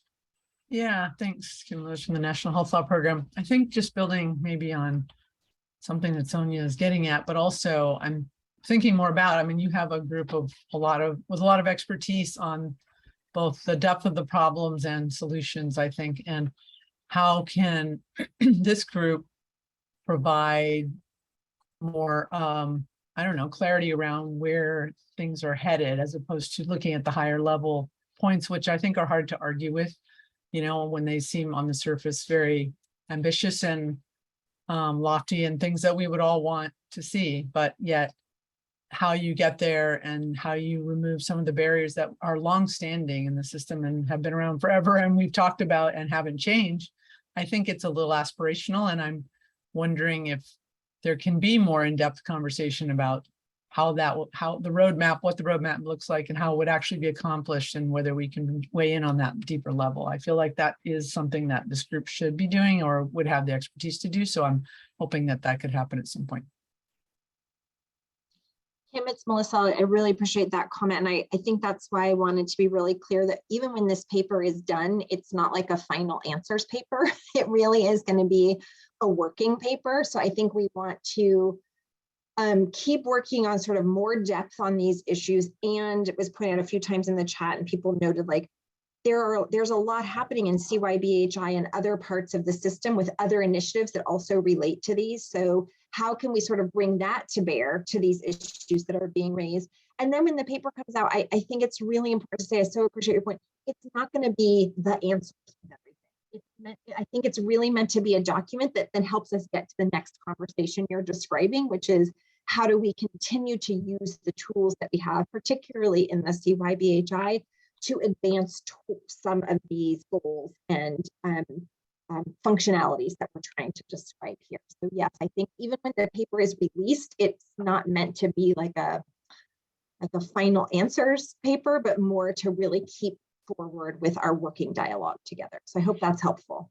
Yeah, thank you. I think that is, Melissa, and I would also say, you know, that some of these build on each other in terms of blocks. So some are really small. We can change that tomorrow. Others are so fundamentally designed in the structure of the system or the funding of the system that it makes it really hard to just like remove it and be like, well, let's just get rid of that. And it's like, well, we haven't for 15, 20 years. So why would we now? Or do we have the political will to do that? So I think some of them are really different sides too. So we'll go to two more hands. Although Carmen, I think you had your hand up and then lowered your hand. So before I go to Michelle, Carmen, did you want to say something? No, I echo what everybody said. And one thing I was thinking about while you were talking about interviewing families, I was thinking about the community that I serve. I work in Boyle Heights area at Adventist Health White Memorial. And many of our families, you know, they don't have time to do a lot because they're working 2, 3, or 4 jobs, or there's a lot going on. And I'm just trying to figure out how we can get families like that to be part of the conversation, just because, you know, all these are great ideas, but implementing them, I don't know how feasible that would be for many of our families that we serve in our area, because they're dealing with a lot more pressing issues, what they view as more pressing issues, and having the time and having the ability to really show up. I think I just wanted to comment on that. Very good. Very important feedback too, Carmen. Michelle. Thank you so much for the presentation today. And perhaps it's because of the sort of how much the workforce crisis is front of mind in everything, but you know, conceptually, so this is actually not a comment about workforce, but it is. I'm thinking it's going to be important for us to keep in mind every actor in this whole sort of mosaic operating to its highest and most appropriate abilities, right? And so the reason why I'm saying this is because, to Sonia's earlier comment, we talk a lot about silos and how challenging those silos are.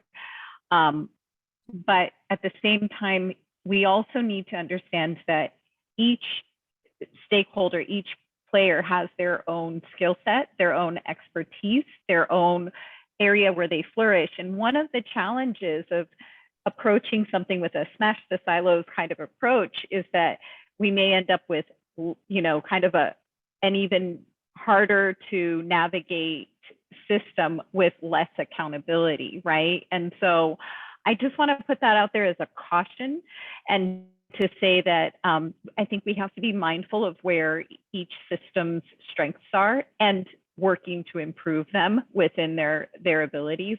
And then I'll just say one more thing, which is, you know, part of why it seems to me things may have been challenging to navigate up until now is because behavioral health markets are not really logical. They don't really operate the way that the rest of healthcare does. And so I just think we have to keep those things front of mind, right? We're not operating according to the general standard rules that other health systems or public health systems or education play by. And unfortunately, ours is one where there are a lot of gaping holes. The safety net tries to patch those over, but doesn't quite have enough to get across for everybody. And then we end up with a lot of people feeling disappointed. And so I think we just need to keep these things in mind as we get to the more practical piece of trying to go a step beyond what's in this high level presentation. And thanks for all the work you all have put in so far. Thank you so much, Michelle. I'm getting a prompt from Jessa. I have 1 more minute, but Sonia, real quick. Yes, and I appreciate that comment that the systems are very different and the approach is very different. But triage is an opportunity that could work across either of, general health care and behavioral health care, mental health care. Triage, and I don't see enough of that. And so if we have a $4 billion opportunity to address a serious issue, and if the issue is so big, or too big or too siloed or too separate to, to deal with effectively across it all, then you would, I would imagine you would take a triage approach and you would begin to say, okay, we will address these issues where there is the most, opportunity for a favorable outcome for our youth. That's what I wanted to express. Very important. But it is a great presentation and the time is well invested. So thank you. And I'm looking forward to the paper and the next thing and the next thing. I'm here for it all. You're so kind, Sonia. Yes. One of the things we do look at as we've had these discussions in our ecosystem work group is that triage and really trying to organize how we affect our systems in a multi-tiered way. And so triage is a very important part of that. Thank you. So we'll move to the next step slide. I think it's the next one, Julia. Okay. So as we move forward, we're going to incorporate all the wonderful feedback today. And I think Julia and Jessa can work together to capture the chat. I'm just blown away at all the wonderful comments. I couldn't read them. They're going by so fast. So thank you so much for that. But we do, as we said a few times during the presentation, this is a work in paper. Your feedback is important. I look forward to coming back and talking more with all of you. I appreciate the invite. We are looking at other stakeholder groups to shape the recommendations too. In fact, I did interview just this morning with the director of our family agency here in Placer County. We're going to be building on the draft paper to include your feedback and then ongoing work across the state. We want to release the paper alongside a series of conversations to support the dialogue. So we'll do another iteration of this paper and bring it back to you and other stakeholder groups. It's important to remember that this is an iterative process under this very, very unique opportunity we have. And so I'm going to stop talking, but I'll invite Melissa to give us any closing comments or anything you'd like to say as we wrap up.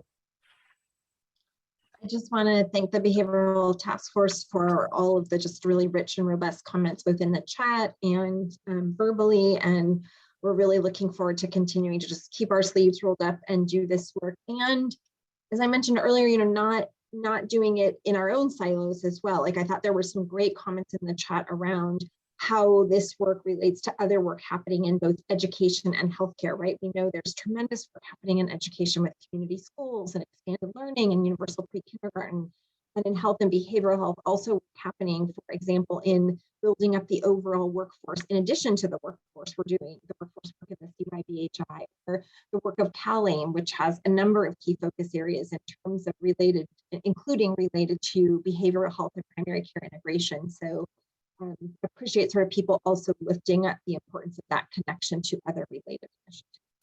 Thank you so much. Any other comments from our ecosystem work group before we sign off for today? Mike. Oh, go ahead, LaShawn.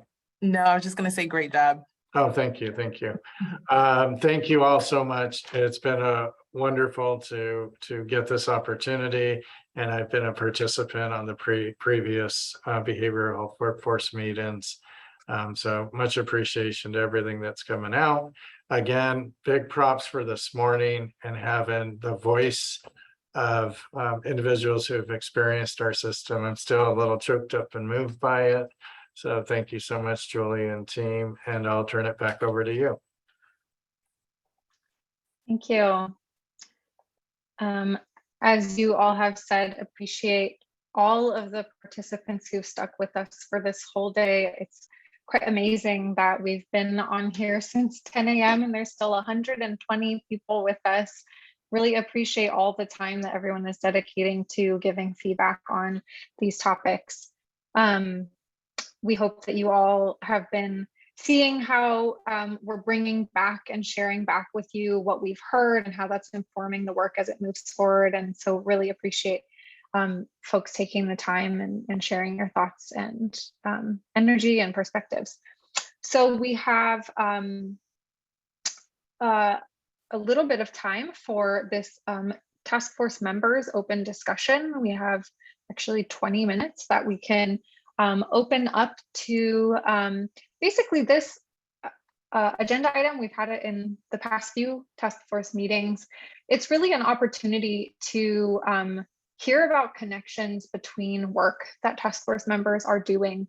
So between the work that you're doing and what we've been talking about today, what we've talked about in past meetings, really an opportunity for you all to elevate topics that haven't been discussed yet that you think need to be elevated. So an opportunity for BHTF members to share what's on their mind, acknowledging interconnections among the various efforts, raise up items that you would like to see us talk about in future task force meetings. I know our upcoming December meeting, we have topics already slated, but for future meetings beyond that.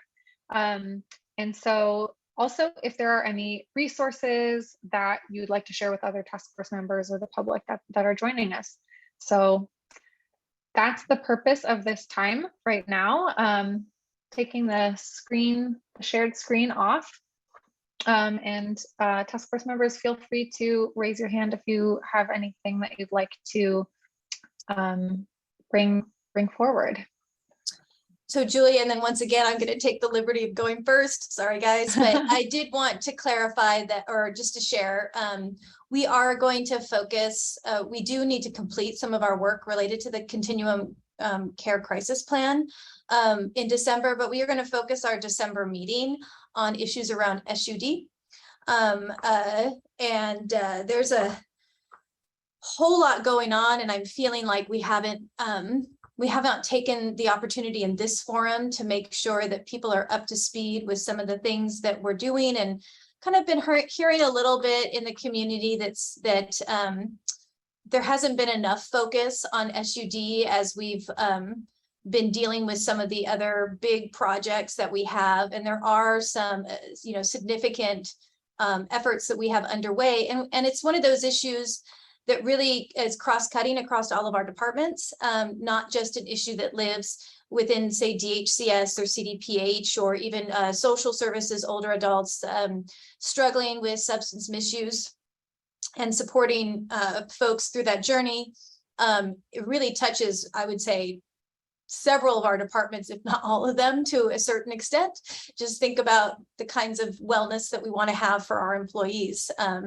And so anyways, I just wanted to be very transparent and say that we are going to focus on that particular topic in December. And then the other thing that I wanted to share, which might have been at the closing, sorry, Julie, but it gives everybody in the task force time to turn their camera on so we can see your beautiful faces, and to think about your questions or things you want to, again, ask each other, and not just us here at agency, but you can ask to your colleagues here, is that I do really want to explore some opportunities to do some more in-person activities.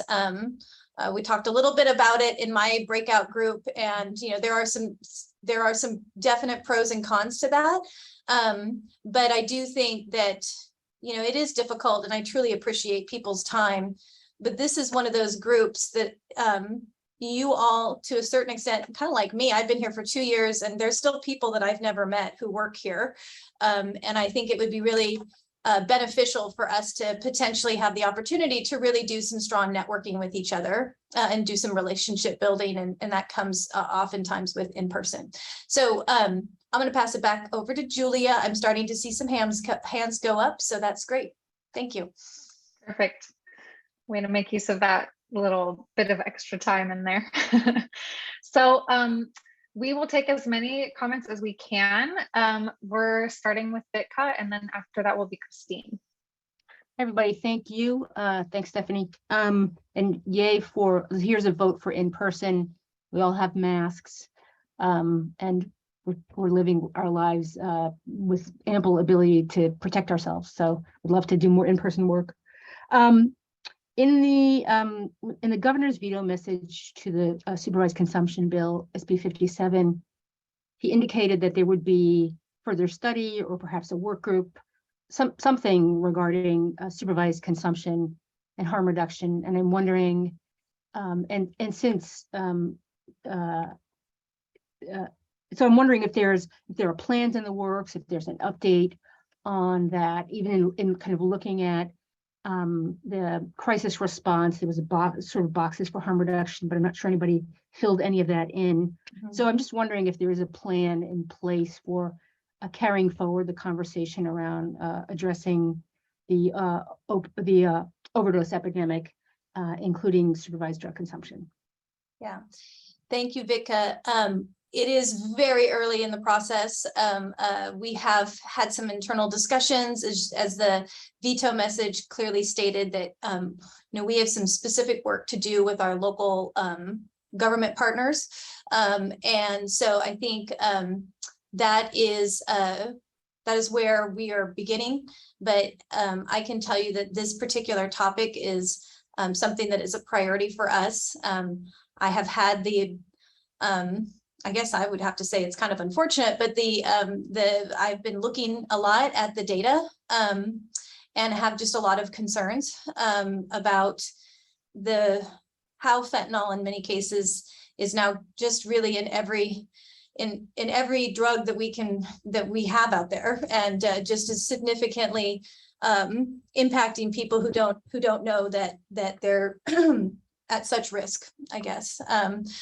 So it's definitely a concern of ours. I can't really share any more details at this point in time about next steps on that, but the governor was very specific about directing us to do something and to do it quickly. And so we have internally here at agency had some conversations, and we'll be making that a priority. Thanks. Thanks, Stephanie. Christine, go ahead. So one of the noticings I had today during breakouts or even in the chat was making cross-sector connections. And so I know I saw a lot today about community schools and how does this all relate to community schools. And so I just wrote down 5 or 4 things that I don't know if there's already a flow chart or a crosswalk or a project that maybe needs to happen, but you know, how does community schools interrelate with SB HIP, with CYBHIP, and with Cal HHS? So it's like, we've got all these buckets of funding right now. And ultimately, at the end of the day, a lot of this work is going to happen at a school site or through schools because they're a source of community. And so how do we kind of help all the sectors understand where all of this intersects? Thank you for raising that. And it's lovely to hear too, just how the things that you're hearing in the breakout groups and in the conversation are relating back and kind of what you're taking and what you're planning to follow up on. Love hearing that. Andy, you're next, and then we'll hear from LaShawn. Thank you. Can you hear me okay? So this is Andy with Disability Rights California. First, I just wanted to share, in case people don't know, SAMHSA hosted a National Recovery Summit on August 8th and 9th. That had about 150 participants from around the country. about half of them were from the substance use world and about half were from the mental health world. And I thought it might be interesting to get a report out from that event, either from somebody at SAMHSA or from somebody who participated. But I just, especially if you're going to focus more on substance use at the December meeting, Stephanie, it might be interesting to get a report out from that. They're trying to shape kind of their priorities for their recovery office, which is a new office at SAMHSA. And then, I wanted to bring up kind of where we go from here in terms of the debate that we've had around CareCourt. And I know we haven't had much of it in this task force, but there are a lot of organizations and individuals, myself included, who worked hard against CareCourt. There are some folks on this task force who worked hard in support of it. And I feel like we have to do something as a community to process that, heal the rift that occurred around CareCourt to the extent that that's possible, and debrief a little bit how this kind of was developed, where the peer voice was in the process, the extent to which peers were listened to or not, and then what the implications of that are for other major initiatives that come out of the governor's office or out of the secretary's office. So obviously I'm not suggesting we do it now, but I just think it's important if we're going to be functional and effective as a community, as a coalition, and as a task force. It seems to me we need to talk about the elephant in the room that we haven't really spent much time on.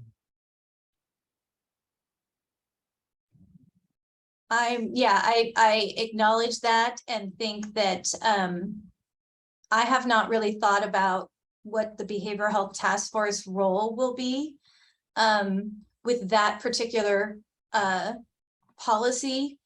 As some of you may know, agency is responsible for convening a work group of what I would call subject matter experts, stakeholders, many of you with your perspectives, whether you be peers, family members, disability rights advocates, providers. So I think we're still just trying to get organized, but I really appreciate what you said, and I will make sure to pass that on to the secretary, who I know couldn't be here this afternoon because he was meeting with CMS. So, good. I appreciate that. I'm just acknowledging your comments, and we'll share them back. All right, next we'll hear from LaShawn and then Ken. Thanks, Julia. So one of the things that I keep thinking about, especially as I've been involved with the ecosystem paper, is that we haven't really had a discussion or assessment of the many programs that the state is implementing and whether or not and how they meet the needs of the field, right? And so what I mean by that is the SUD piece is actually a perfect example. I'm really glad, Stephanie, that you brought that up. Part of my concern, particularly when it comes to kids, is we're doing so much in the kid field. I think there's a tendency to think if we simply tinkle with what currently exists and what programs are currently on the table, then we'll meet the needs, as opposed to an actual transformation on how we think about things, how we do things, how we implement them. And that could also mean getting rid of things that currently exist and implementing completely new things, and maybe even pivoting on some of the programs that we, currently are slated to fund, and really thinking through the assessment of what's actually needed in the field, as opposed to here are a list of programs that we intend to fund. How can we make this work for kids? I think those are two very different approaches. And it's one thing that I'm very concerned about as we think through policy and as we think through these policy changes, just not simply making sure that we're shifting existing programming, but how can we create a new environment for kids to thrive in, or really even for adults to thrive in, as opposed to just using what we currently have to slot people into those little boxes. Yeah, I don't know. I mean, I don't want to put Melissa on the spot. I also know that you're in the midst of traveling. Don't know what your timing is, but do you have any comments to respond to that? I don't. No, thanks, Stephanie. Thanks, LaShawn, for raising it. Yeah, I mean, I think it's such an important question. I think that there's a couple of ways we're thinking about it. I think one is how do we use the existing tools we have in the CYBHI for systems change? So it's not simply a matter of, to your point, LaShawn, only assuming that the status quo is sort of the foundation and everything just flows from that, but where actually the opportunities to look at or do something differently in terms of the work. So I think we are trying to think about how to utilize the tools we have and the resources in the CYBHI to do that very work. And I also think it really relates to the your point and others today too around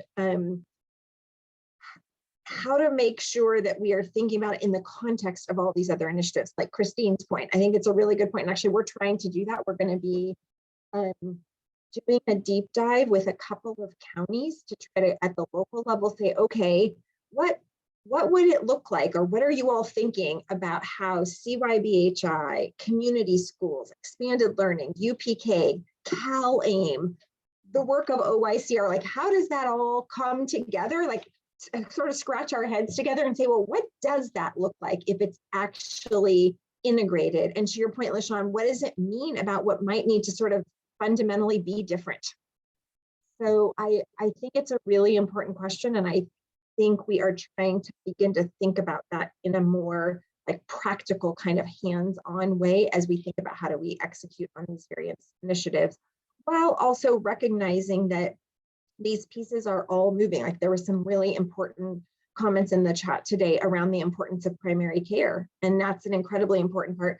There's more of a focus though on primary care and behavioral health integration and resources in the context of some of the work DHCS is doing in CalAIM. And we have to think about, well, how does that connect to the work of the CYBHI? Like where are the opportunities to make sure that we are connecting those dots so we can actually get to some of the systems work that you're talking about.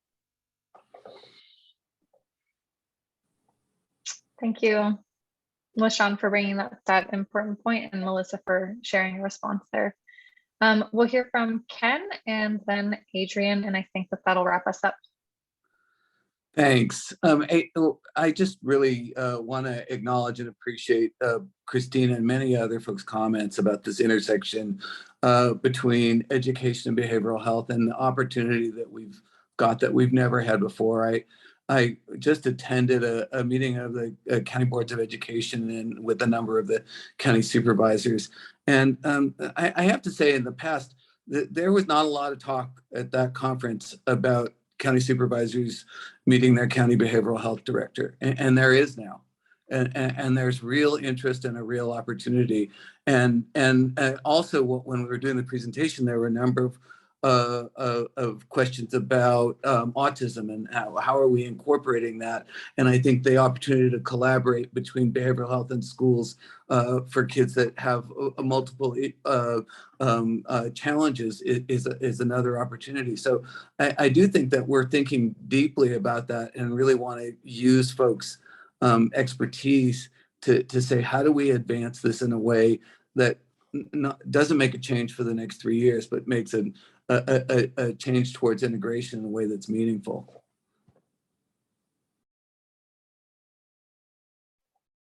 Thank you, Ken. Yeah, speaking to some of those concerns that we were definitely seeing in the chat and hearing in that last presentation about really making sure that the work that's being done is kind of like long-term real change and not just naming things and staying at that surface level and then moving on from there. So thank you.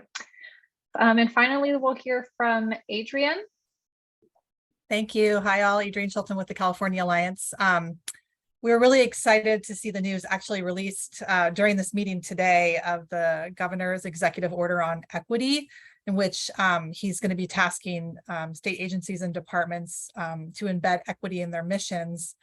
And in addition to that, there's going to be the establishment of a racial equity commission, which we're also very supportive of, as we were supporting SB 17 by Senator Pan, which also aimed to do this. And so I was just thinking about, like, as that commission gets established, are there ways in which this task force and the commission can work together to examine issues of mutual importance around disparities when it comes to children's behavioral health, as we have so much work to do to address disparities in our field?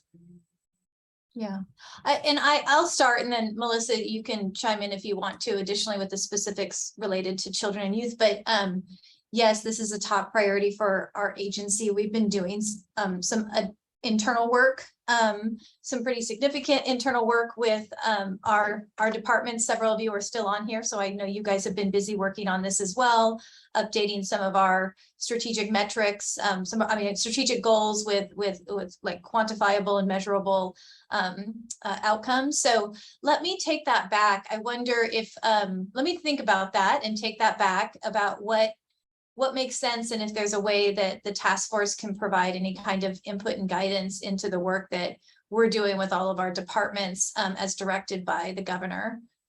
So that that's more of a process response, but I don't know if there's anything that, feel free to add if you want, Melissa. The only thing I would add is just as we continue to develop the outcomes measures for the CYBHI and the 5-year outcomes goals, as I mentioned, some of those we really hope will be specific sort of equity, closing disparity gaps goals. The only reason I say hope in part is because sometimes the data, as you could see from the charts, doesn't always exist in the way we might want it to in order to do that work. That is our intention. So we will look forward to bringing that back to this group for sort of ongoing feedback and consultation around sort of how we're developing those 5-year outcomes goals. Yeah.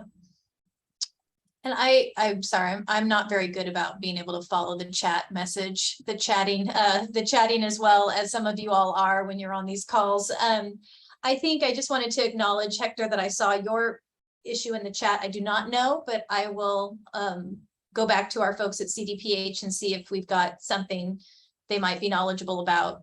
It certainly is also an issue. I'm learning things that are very new to me. There's a lot of emerging research. Certain chemicals, substances have been available to the public now that we have not seen before and have not seen them used in certain ways before. So I will follow up on that. He had a question about any guidelines on treating people who use ketamine. So I will send it back to you, Julia. Getting ready to wrap up. You can try, but I'm going to send it right back. Oh, okay. All right. Okay, guys. So, any closing thoughts, Stephanie, and then I'll do a couple of the logistical next steps. My only closing thoughts are how much you guys have come a long way. I mean, these meetings have, I think, dramatically changed in the last year in terms of how productive they are, how useful they are.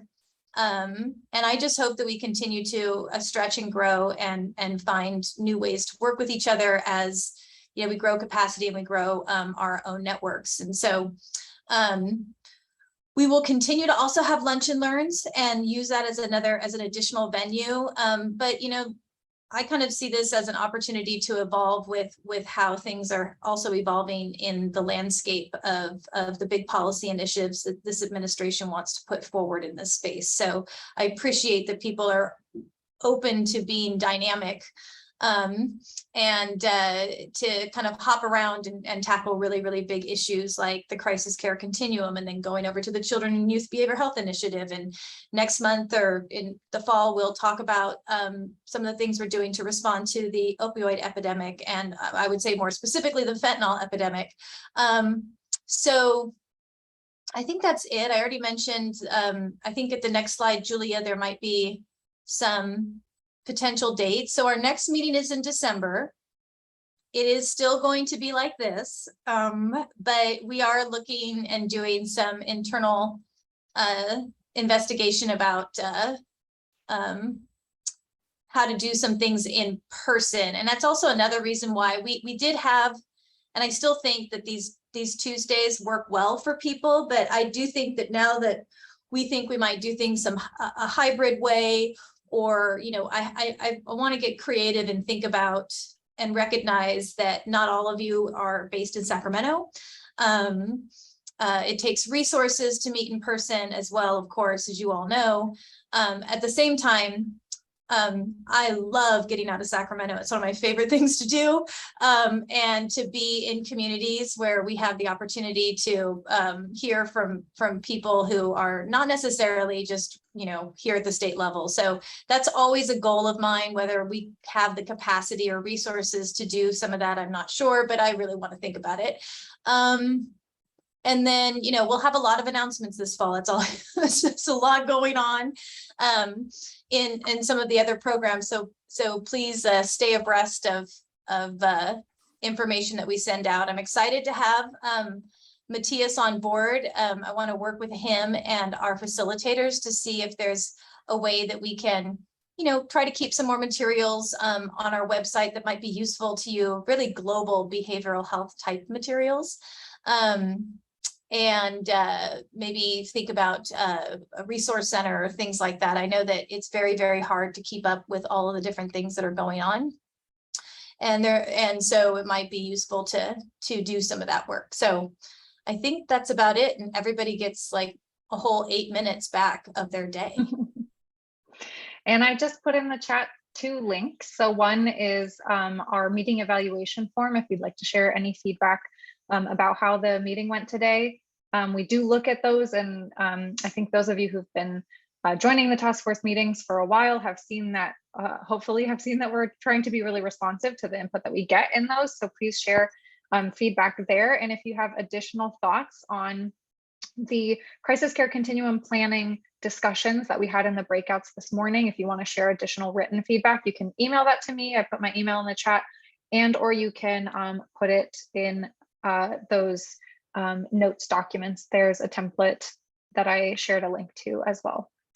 So thank you all so much, and I hope you have a great 7 minutes catching your breath, doing whatever you need to do. And I'm sure many of you have calls right after this as well. So good luck with the rest of your day. And thank you so much for joining us and giving so much energy and thoughtfulness to the conversations today. Thanks, everyone.